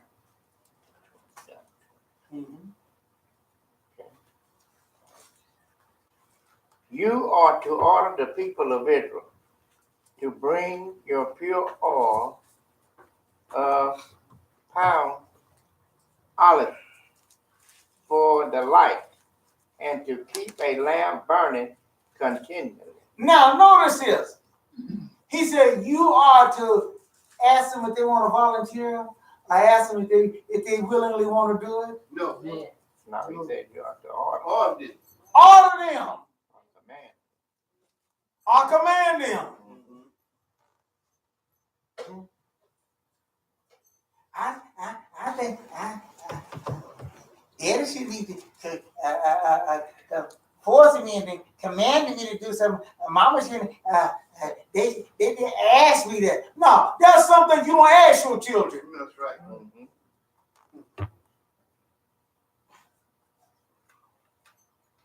There's something you can ask your children. There's something you don't ask your children. Right.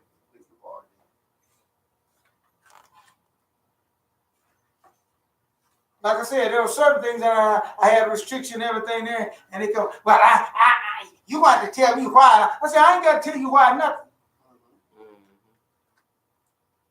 I said, you gonna do it because I'm the daddy, and you the son. I'm the daddy, and you the daughter. And it's on that authority. I ain't got to go no further than that. Okay? Some things, you ain't got time to be doing all. So God said, Before that time, he said, let them be in the sanctuary and only take for them that willingly want to do it. Them that didn't want to do it, leave it alone, and all those things. But now this order is to everybody. And God is specifically about this. Don't play around with God. God is a serious God. And when he gets serious about stuff, he means that. Okay? Bring me pure oil. Don't bring none of this, the regular oil and stuff. This is why, this is why on Hanukkah, when you read about the miracle and those things there, and what it talks about and everything there, and this is why they just couldn't use any oil, just any kind of special, any kind of, they only found that one cruise of special oil that had not been contaminated. They had oil around there, but they couldn't use it. It's because God had made the command. God has said that you are not to burn that menorah with just any regular oil. And he didn't say it in the, if you don't have nothing, but if you got it, I'll understand. No. He commanded them. He said, order them and command them. Because God always has some other stuff in view of what he's asked you to do. And if you don't understand that there, it can be very, very critical. What would happen then? Because these people, they still want to take y'all's orders. Very bad. And here he tell them, So this is called virgin oil in our day. That's the expensive stuff. Extra virgin. As a matter of fact, the way that they made this oil here was that they would take an olive, you know how the size of olive is, and show you how meticulous it is. And you had to hand squeeze it. And you'd only get that first drop of oil. That's all it is. That first drop of oil that dropped out that olive, and that's the only thing you can use. You have to throw that away. And then after you've done that, you have to sift it 7 times. Because you would get a little portion that the insides that would drop off of that. That's how particular it was. And so it took a while to do that. Now for the other oil and stuff, they had a grinding machine that they would put it on and they would put it on there, and then they could just, grind it, stone and everything. They would put it on there, and they would just grind and crush it all up and everything. Then all run out there. Then you use that for other stuff and everything there, but you can't use it for that. You had to hand squeeze it and all. Yes. So you know how you can tell the real. They said when you the real olive oil you feel it burning in the back of your throat. It's a burning in the back of your throat. Burning sensation in the back of your throat. The concentration of it. Right. Oh, okay. I didn't know that.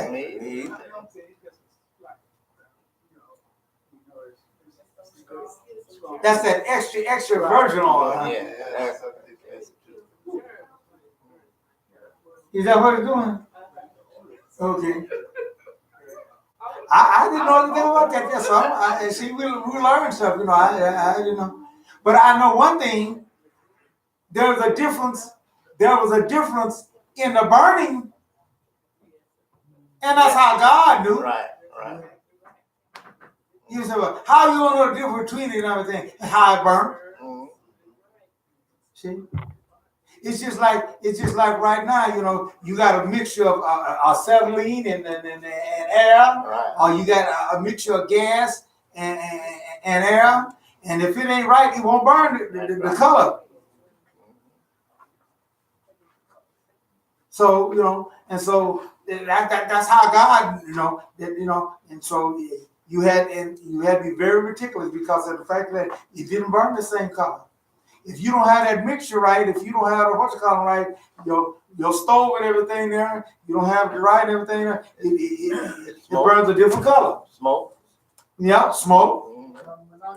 Yeah, and it's very dangerous to you. Right. Like that's why they recommend it soft and to get it checked and everything there and all that there, because hey, that's silent death. Kill you in your sleep. And so God was telling them, command them, order them to bring. And let me tell you something, like I said, that costs. Can you imagine how many olives it took in all to get a cruise of oil at one drop? A tree, maybe? Huh? A tree load? Oh, I don't know how many, but it took a lot. How much is a cruise oil, man? Huh? How much is a cruise oil? I don't know. Probably up there. Huh? It's probably up there. Are you talking about financially Or just The quantity. and measure? Oh, I don't know. Yeah. I don't know how much, but I'm just saying Yeah, but I that. couldn't find it. Okay, I'm just saying that.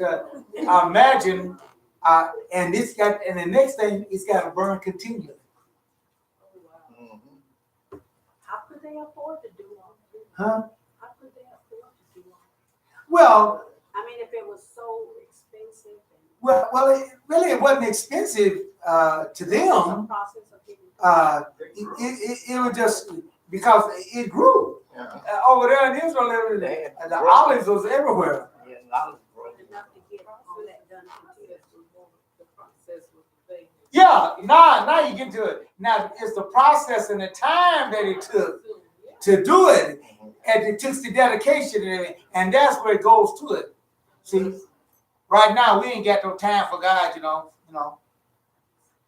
We don't want no time for God. See? And like I say, I appreciate the point that we got Levites here, we got folks that I know the time that you have to spend here and all that there, and it's just think about how I ain't got time to do this. I got this one, and I understand that, But let me tell you something. It takes time to be able to. It takes somebody's time to do all these things. See, I appreciate those things there because on certain ends I remember those things there, and just like we like to have certain food to eat, and we like to do those things there. And on the feed days, we like to shop and everything. And I left that morning, and I didn't get back till late that evening. But somebody got to do that. No miracles happening. It's all in this fall. God let them know that you have a sure end. We have a part that we have to play. And it's going to take your time.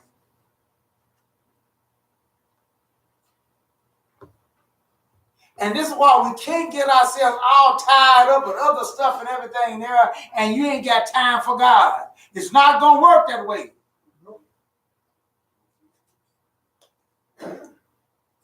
Told you about a partner by that, a guy, he wasn't really a partner, but this guy I knew from the hometown and everything there, and he was bragging about how he had this, he had a nice car and all that stuff there, and he laughing at mine and everything there, because and he was bragging about that, but then still see, he had 2 or 3 jobs to do that.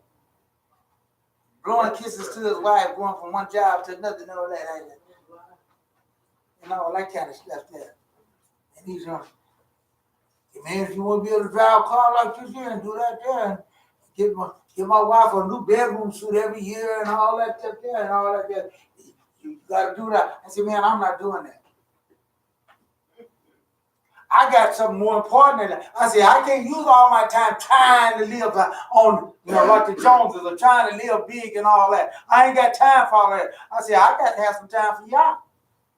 The thing about it, he really don't have time to enjoy that new car here. All he do is just drive back and forth to work. Yeah, that's exactly right. That's exactly right. The other time you gotta have a cutoff between that stuff and the hay. A lot of times guys work right on down to the what's called right down there, and then when they get it, they dial.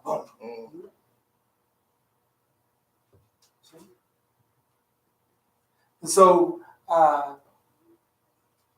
he did all that stuff there, and then, like I said, he come home, thought he was gonna go in the house there, and he couldn't even get into the house there. And then he found him, he looked out there, and that stuff was all out there in the yard.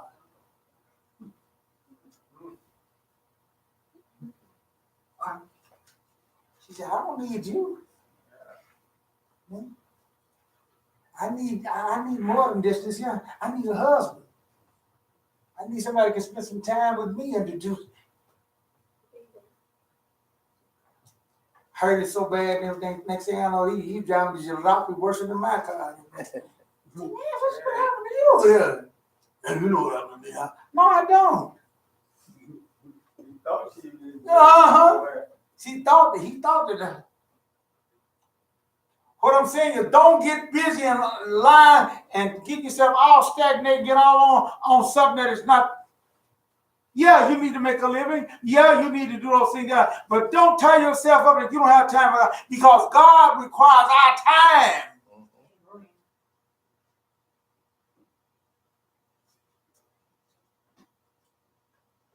If you want to use all your time, you don't need to get married.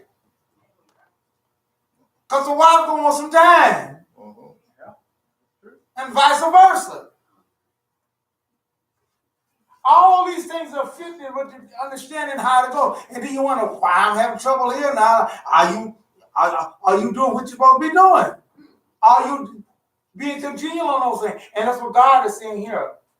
He said, all right, I gave you a chance of the willingness to let them volunteer for that. Now I want you to understand this here. Command them, because don't come bring me some oil that ain't qualified. You already did with Israel, yes. This is my research right quick. Just to make a regular bottle of oil, just regular, it takes 1,375 olives.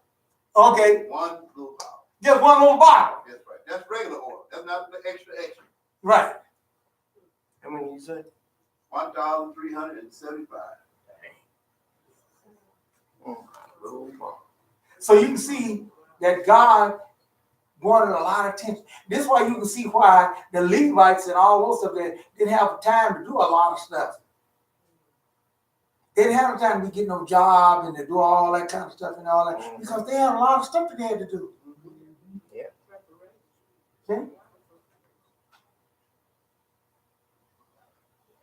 See, so when you start understanding and requiring and understand those things there, then it helps us to be appreciative of those things there. And that's why I told you I appreciate the Levites here and those things there. And so they get special privileges and certain things and everything there because of that there. And when you sticking out your tongue and mad, oh, look at me and all that, you ain't a Levite. See? And so we see that with special, when you want God to use it for a special thing there, it requires more of your time. It requires more of you. See? You don't have time to go out there dealing with mammon and doing all those things there and doing. No.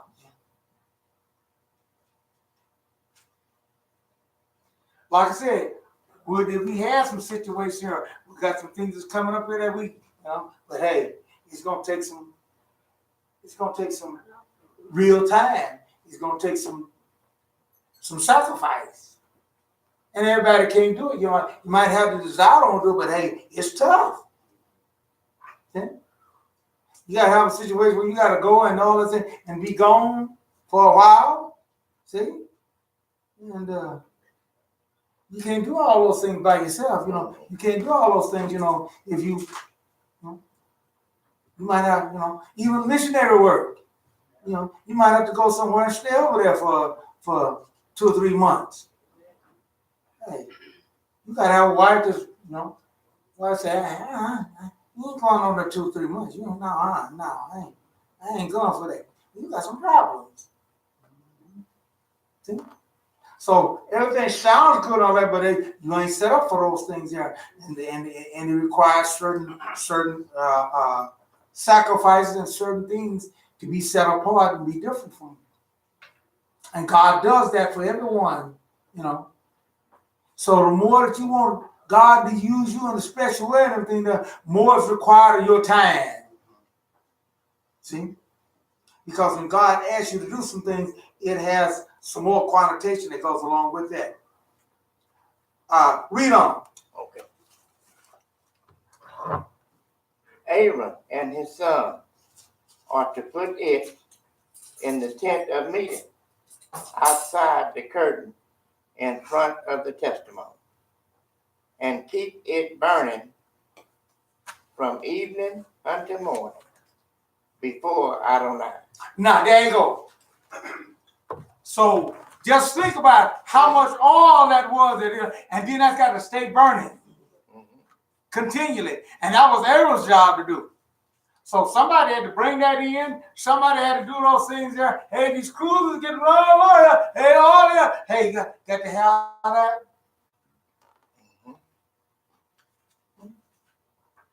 So things dealing with God cost. Nothing free. Somebody got to do some work. See? And the more that you get people involved in doing those things and doing that sharing, it's a lot of load that it helps, but it still is needed. The more families you got in there, the more people you got involved in those things there to bring this and all of that, that help lighten the load and everything on us. And apparently, according to what we talk about at Hanukkah, that one cruise of oil, see, and I'm going to try to find out what a cruise of oil is, but was enough just to burn it for one day. Remember the story in Hanukkah? Right, children? Y'all know Hanukkah. Ain't that right? Ain't I saying that right? I just said that, but it lasted how long? 8 days. Guess what? According to what the rabbis and all say, that's how long it took for them to restore that. Go out, get the oil, and restore it, and have enough of that. It took them many days. So that which God was asking to do was not some simple thing. Somehow we want to be a part of God, and we think that it requires your time and your effort.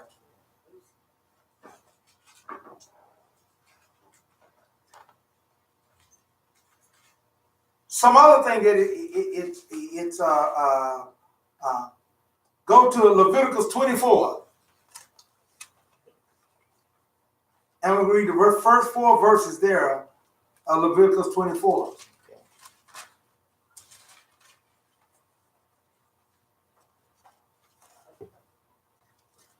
See why God wanted this life.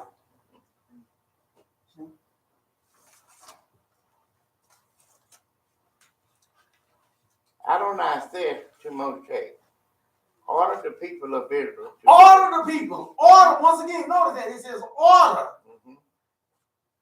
Okay. Order the people to keep light burning always outside the curtain of the testimony in the tent of meeting.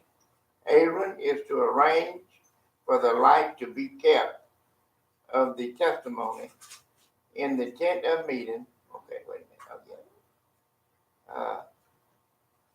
To keep burning always from evening until morning before Adonai.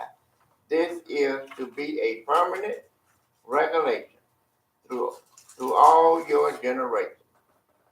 This is always to keep in order the lamps on the pure memorial before Adonai. You are to take fire. Okay, that's it right there. So this lamp was to be kept burning always. The hope for Israel.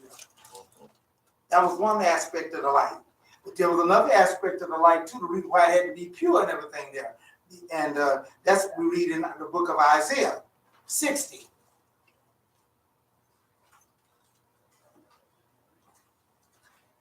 In Isaiah 60, why that you couldn't just come in there and put any kind of contamination into it. You just couldn't just put just any kind of grade or because of what that meant impurities. That's why you had to have to be very careful and don't have no impurities in there. Make sure that you got that thing pure because it represented something. You got it? Yeah. Okay, so read it. First verse? Uh-huh. Okay. Rise, shine, Jerusalem, for your light has come. The glory of Adonai has risen over you. For Adonai, darkness, for although darkness covers the earth, and thick darkness the people, on you Adonai will rise your light, and kings toward your shining splendor. Rise, raise your eyes, and look around. They are all assembling and coming to you.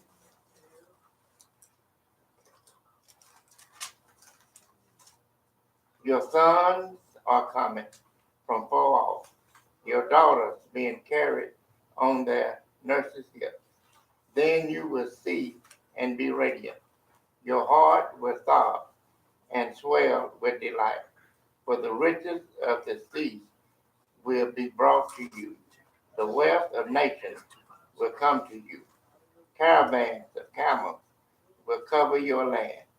Your camels from Midland and Ephraim. Okay, that's good enough here. What now this light has become is the truth. He says, rise and shine for thy light. For the truth, see, no guile in the truth. Right. And that's why I tell folks, I work so specifically, but I'm more worried about it, and I'm more sure that what I tell you is the truth. Mm-hmm. And I tell a lot of folks, when you first come in and everything there, you ain't gonna like what I got to say. Yeah. Hmm? Because the truth is not sounding good to us. Why? Because most of the time it's correcting to us. Because we in gross darkness. Yeah. We've been lied to. Yeah. And that gross darkness means doctrine. Mm-hmm.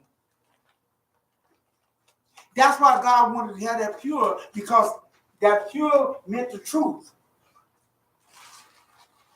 And it was a sign of truth. And you come in there telling me, don't come to me mixing truth and guile and all of that. In the book, there were virgins that didn't have no guile in their mouth. That's what God wants. Because it's the truth that sets us free, right? That's right. Not lies. Yeah. No lies are the truth. Mm-hmm. See? We go to the book of Isaiah 8:20. Okay. Isaiah 8:20. Mm-hmm. And it tells us something. See? And that's why I'm saying these Hebrew Israelite brothers, they always run around talking about this and talking about that. To this word is because there is no light. No light in them. And that light, as I told you, equates to truth. That's why God was so specific about that light. And he ordered and wanted it straight. God wants us, when you start studying all down, they're teaching lies. Mm-hmm. They're not giving out the real truth. They think they are, but it's not. Hey, I thought about that too on certain things until I had to start getting some correction about it.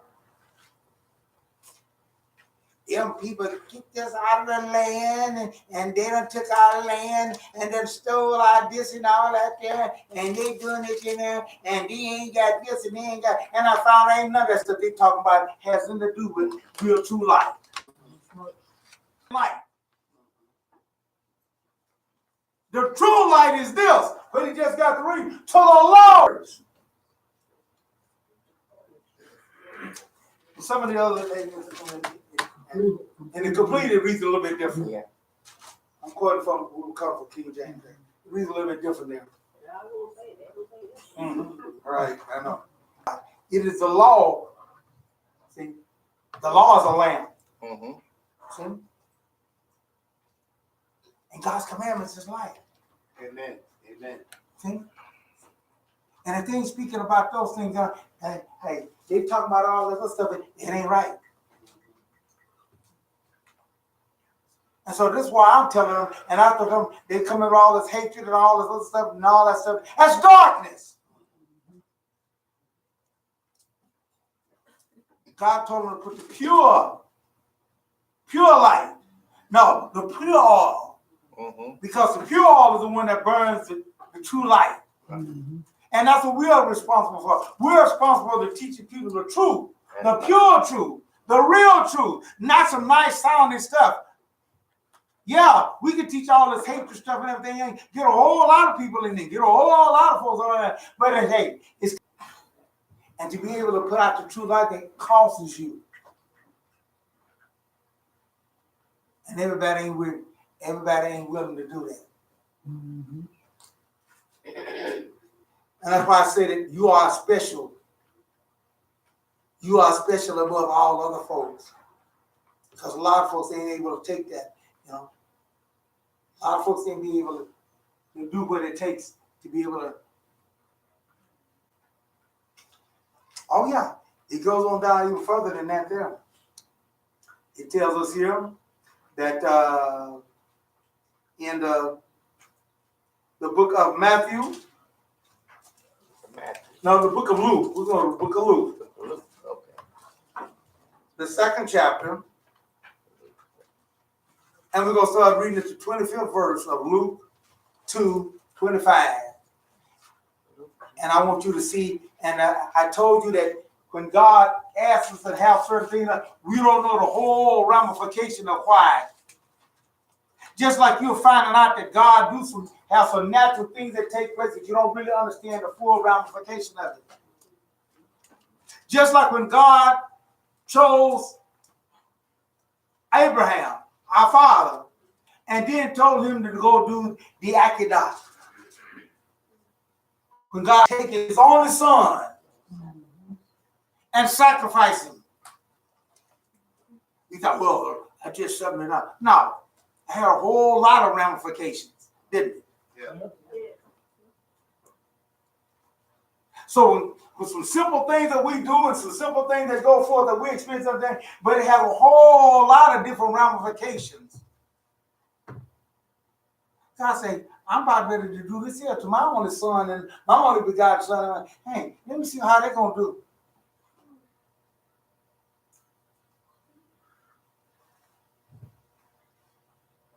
When Abraham, that was a tough thing. That was a tough thing. Because remember, he had to send off the other son.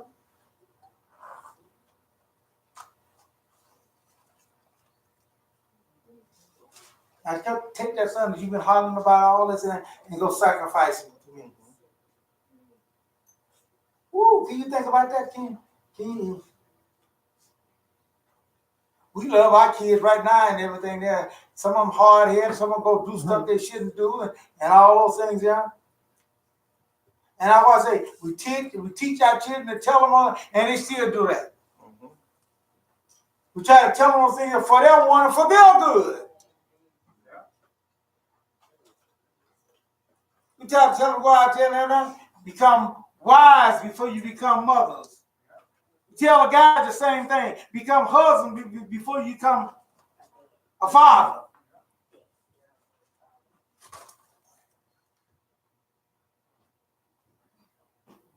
I don't want to do that. Go to kids, see what's going to happen. You got a man gonna knock on the door. Mr. So, yeah. You owe us $50,000. Yeah. You owe us $30,000.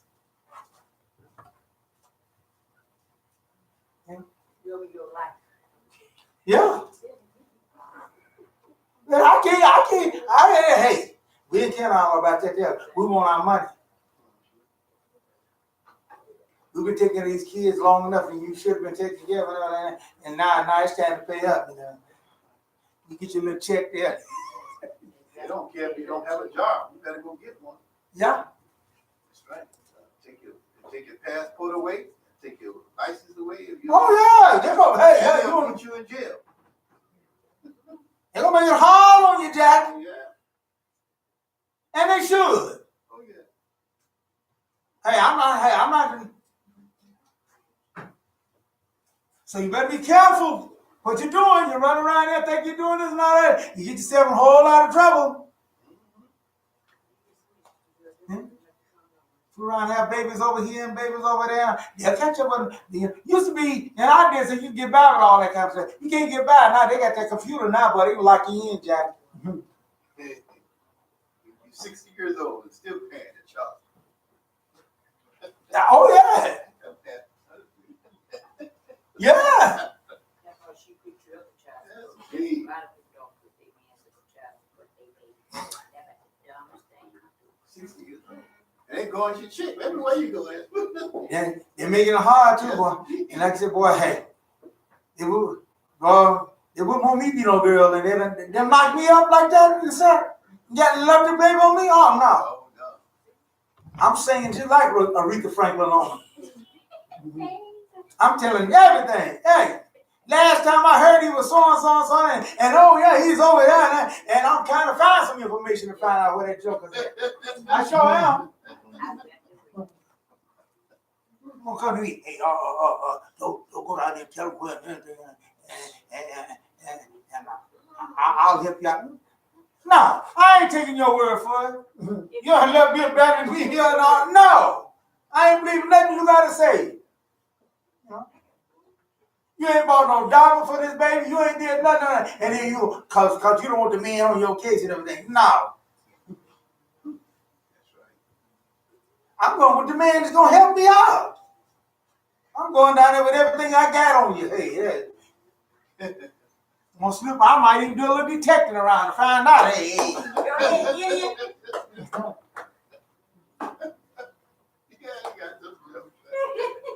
But you got these women and stuff that's right there.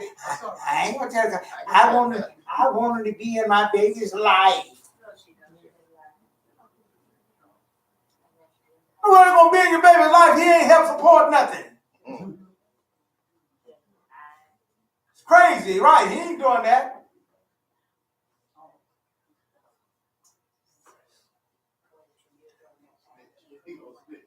Read this. Start reading it at Luke 2:25. Luke 2. Yeah, Luke 2. Uh-huh. Okay. There was in Jerusalem a man named Shimon. Yeah. This man was a Sadiq. Yeah. He Sadiq, right. Sadiq. Yes, Sadiq. He was devout.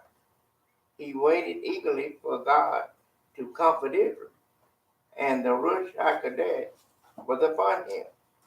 He had been revealed to him by the Ruach HaKodesh that he would not die before he had seen the Messiah of Adonai. Prompted by the Spirit, he went into the temple courts, and when the parents brought in the child, Yahshua, to do for him what the Torah required, how you know I said Shalom. Jerome took him in his arms, made a barak to God, and said, "Now, Adonai, according to your word, your servant is at peace, as you let him go. For I have seen with my own eyes your Yeshua. Yeshua, His salvation. yeah, which you prepared in the presence of all people, a light that will bring revelation to the Gentiles and glory to your people Israel." Now notice this. It boils all the way. Remember I told you in the first place about that light representing the Mashiach? Here's the proof right here. This is what he says here. He says that which you prepared in the presence of all people, a light. That's why God was so particular about that light, and for you to bring that right oil for it, because that light represented the Mashiach. Yeah. They're light to the Gentiles. That's right. But there's some Hebrew Israelites saying, Like the Israel. yeah. And glory. Whoa. Light, read on in. And glory to your people Israel. So not only he was a light to the Gentiles and a glory. All right. But see, you got your Hebrew Israelites, they're saying only to Israel. Yeah. Well, that ain't what God, when he gave that light, just like when God, that light that shined there, when he had that shine, everybody there was there. The mixed multitude that came out with him and all, there was all there and all in the camp and everything there. They saw that light. And all of them that had the knowledge and everything there, that was for a hope for them. Therefore, that's why God wanted to make sure that you teach the truth. We got to be a place to teach the truth. You're not going to be overflowing with a whole lot of people, because a whole lot of people ain't going to want the truth. They're going to come with a whole different other ideas. And say, you can't approach them to God and do those things here, messed all up.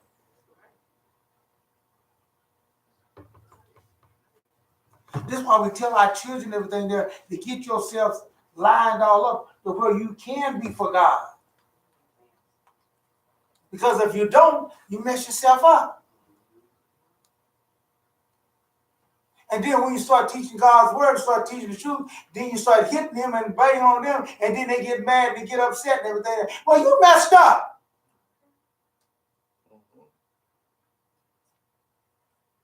We tell our children everything, don't go out and tattoo yourself up. There's a reason for that. Whenever time you start talking about the truth and everything, they're going to start squirming and getting down there. Yes, it's going to bother you.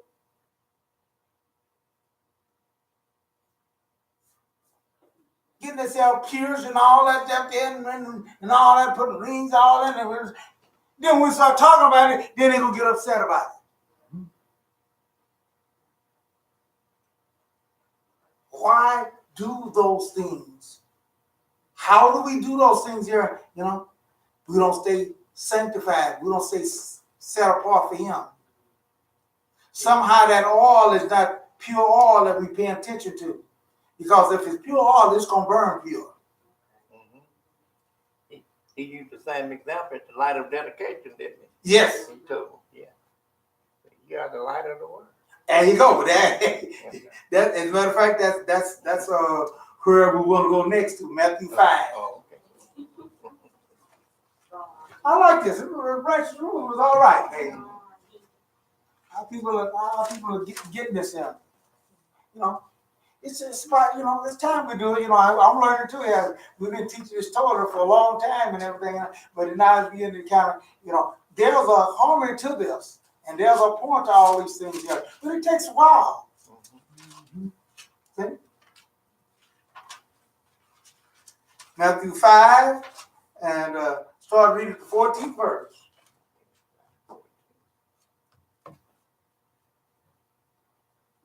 You are the light of the world. You are the light of the world. Now, notice I said the first the light started off with the menorah.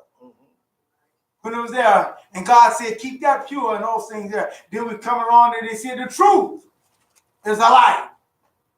And keep that straight and pure, you know. Then it comes along, we found out that the light is a man. He's the light of the world. And he's a light that showed forth. And now it comes on down to you are the light of the world. But what kind of light are you supposed to be showing? That contaminated? What kind of oil are you using? See? If remember you was commanded to bring that pure oil, not that corrupted oil.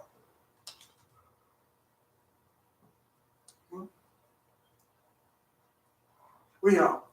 You are the light of the world. A town built on a hill cannot be hid.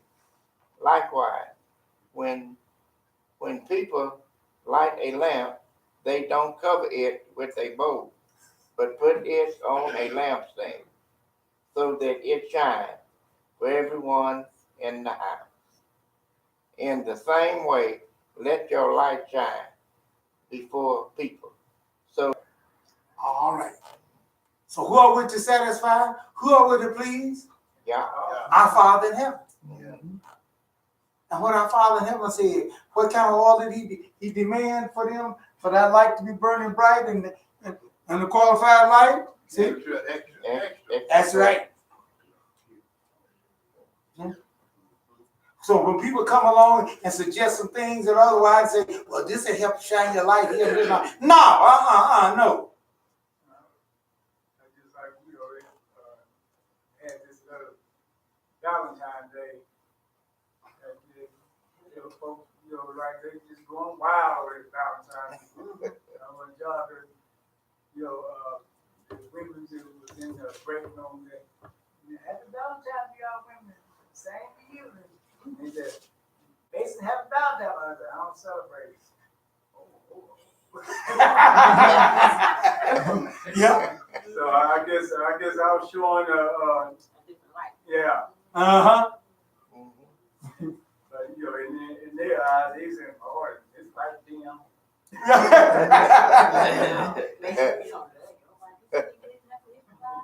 A woman had to do that.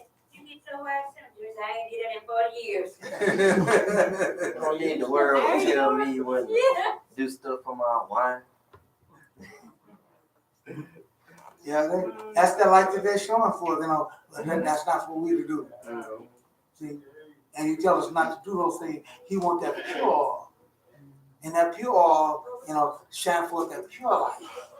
The store be packed. Oh yeah, man. They be blind, buying this stuff. The other day we was out there buying, getting some food and stuff. Man, they was in there and out there. Guys started all coming out them roses and all that stuff. Shit, I ain't buying none of that stuff. Ain't the shine, I ain't the light I'm shining for. Restaurants was full and everything. Yeah. Yeah. They said next to Christmas, Valentine's, the next big one. Is that right? Yes. Not Nope. It's Halloween. Valentine's. Next to Christmas, Valentine's.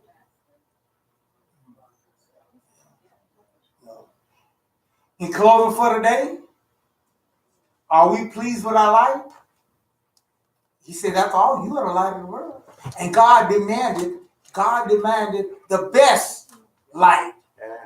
That and you have to have the best oil. That means you got to have the best truth. It is the truth that sets us free. It is the truth that is not good sounding doctrine, but sound doctrine. Right. Look, people love to go along with that good sounding. Good Oh, sounding that sounds good. Yeah. Paul said she brought a big old cake shaped in a heart.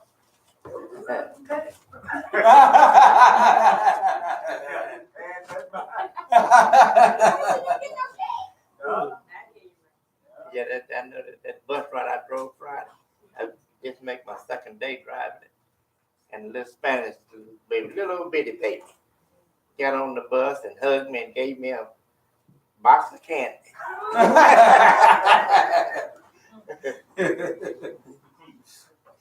I took and threw it up on the dash, and so got ready to get off.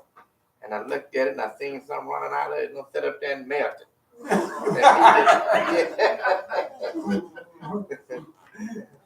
So are we pleased with our life?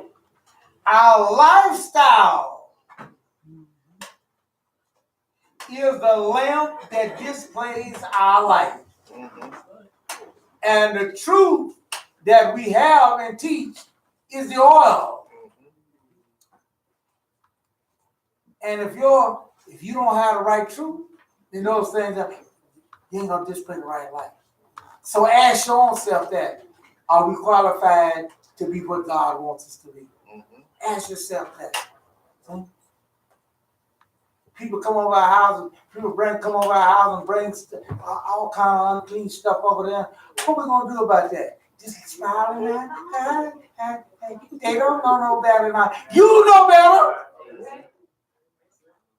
right? What we gonna do?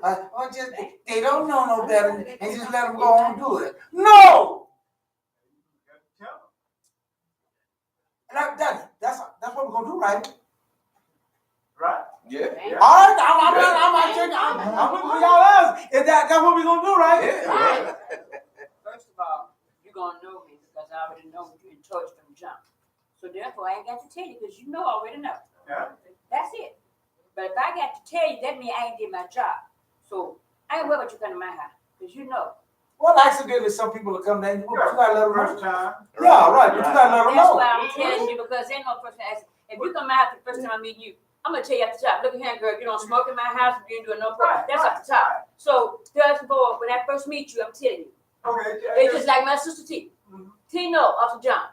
Okay, you wanna come to my house? Okay, my shoulder hurt. I had surgery. Girl, ain't no smoking in my house. Right. And you ain't no smoking in my house. So they already know when you get there. Right. So how you gonna slip? Right. How you gonna Out the slip? back, I boy. agree, but what I'm saying, just like my brother, well, not my brother, my wife's cousin, and I could, he had a basket and stuff. Some told me, go see what this man doing. So I went around there. Yeah, checkers in there. I went around and following. I see him putting, pork, hog stuff in. Oh, dang. I said, man, What are you doing? I said, you get me, putting that in my car. Yeah. So I let him know up front. I said, I'm not right around somebody just pork in my car. So he went and got some beef stuff, but I made sure that's what he got. That's what I told him. Hey, I already told my dad and all them, and I let them. No, I ain't trying. So I had a cousin of mine. She said, hey, we were good. We were real tight with my cousin stuff. She said, well, I ain't gonna get a chance to come. I want to spend all this money on this big racks of ribs and everything, and he gonna bring it down there. But I just don't feel like bringing it down, and I don't feel like up to it. So she said, who you say gonna bring it down? My dad told me, he ain't bringing it down. She said, oh yeah. She said, oh yeah, he'll do that for me because we got a good relationship and all that. My dad said, well, I got to see this. Time she got the phone, she come call me and ask me, tell me, I want you to do cousin a favor and all that. And I said, well, I can do what I can do, And when she told me that, I said, well, this one favor I can't do. I have to come on out with it. Hey, I gotta let the light shine. You might say, well, you shouldn't have done it. You could have done that. I could have done that. But what kind of light did that shine? Right. Just like my sister, when that she rolled down Arkansas, and she was packing some stuff. I said, hey, when that you ain't got no pork meat. No, man, Mason, I know you better than that. And that's what I'm talking about. Once you show that bright light and everything there, then you ain't got a whole lot of problems to deal with. Now, if I'd have let down, now here's what I'm going to show you. If If I let down, his show was gonna be shown. It was gonna be shown up. Right. You gotta throw it in your face, too. Because my dad already told her that I ain't gonna bring it down there. Right. Yeah, you made me look bad. He wouldn't let that. I couldn't slid that under the table and all that stuff. Cause that first thing he asked me. See, I didn't know nothing about it. They had to talk. That first thing he asked me, did you go by your cousins? I said, well, yeah, I talked to her and everything now. He said, well. I said, well, what? She sent her the thing? I said, then I found, when he said that, then I knew what he was talking about then. I said, no. I said, I ain't bringing that pork down here, and I'm teaching y'all against it and all that stuff, then I'm going to bring it down there. He said, oh, boy, he rejoiced. I know my son. Yeah, I told you what going to do it. I told you. But let's think about it, let down there. So we got to let our light shine. And that's what it said. Let your light shine. Do it, and all that there. I love my kinfolks. I love all of that. But hey, when it comes to the things of y'all, hey, that's it. They'll tell you what they ain't gonna do. They sure will. They don't bite their tongue about it on else. All right. But why we got to bite our tongue and be out there? No. Remember, what we do and all that there is our life. They feel like they can bring anything over there and you will eat it and all that there. Guess what they're going to constantly be doing? Bringing all kind of unclean stuff over your house and all that stuff and eating it and all that. And you got to let And they'll talk about it too. Yeah. Yeah. Now, most people maybe in the audience don't understand. When you bring that kind of stuff in the house and stuff, what does that do for you spiritually or naturally between you and y'all? Yeah. What do that do? Could you explain that? Well, it's a darkness because you're not paying attention to his word. Okay. You causing your house to be cursed? Yes. Okay, that's what you want to hear. Yeah, be fine. Just like I said, when you put that unpure oil on there that's not pure, your light gonna burn different. Now, when you don't stand for the truth, and your light is displaying darkness. It ain't shining bright like it should be. You're not representing Mashiach. You're not representing the truth. Right. You're representing lies and falsehood. Right. Y'all said that swine is abomination. That's exactly right. So if you putting it in your body, bring it in your house, that means you and your house is abomination. Yeah. Right. And you're going to be the conversation at the table sometime. Right. He ain't strong as he say he is. Oh, yeah. Yeah, that's right. And they're right. Because your light ain't shining bright. Right. You put that contaminant in there, it's going to burn different. The light's going to shine. And then when you get ready to draw them in there, they're going to throw it up in your face. Right.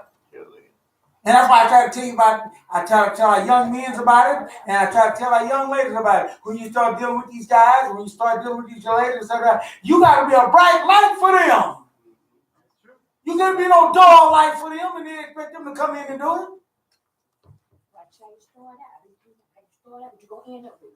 Because they're going to throw it up in your face. Oh, now I'll say you that.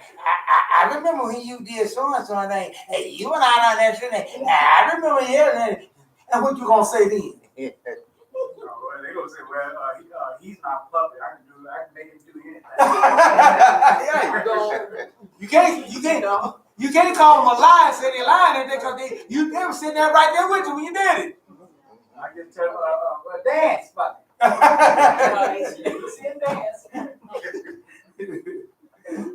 So let us, this is why we got to have the oil, the right oil, and those things there, so we can shine out. This was our Parashah for this week, and it's going to take your time. It's going to take your effort. It's going to take your dedication. It's going to take your sincerity towards Him. Then some things I had to do, I had to tell my dad, you know. And I had to tell him, no, can't do that. That's my daddy. But if, hey, God said that, hey, the stranger, not only talking about somebody your friend, you don't even let the stranger that's within your gates break the Sabbath at your house. But they don't know and everything, so you just let them say, no! Not in my house. I got rules. That's right, and I ain't changing them. And the more you hold to those lights and those things there, the more it gets out and the more bright it shows all that. And that light will go for it. They'll know, don't go to someone's house. They'll spread that around. Tell my brother to move. Yeah. Came over here, he was out there washing the cars. I said, you gotta get your stuff and go. Right. You know better. He knew he was wrong, so he went and got his stuff packed up and left. Yeah. He knew he was wrong. This one expected me to come home then. Well, I don't know. And sometimes it's just to see what you're going to do. Right. What you going to do about it? As our old bills, how should we sing the Lord's song in a strange land? If I forget your Yerushalayim, let my right hand forget her time. If I do not remember thee, let my tongue cleave to the roof of my mouth. If I prefer not Yerushalayim above my chief joy. Psalm 137, verses 5 and 6. All right, that closes out the service for today. On that end there, we'll have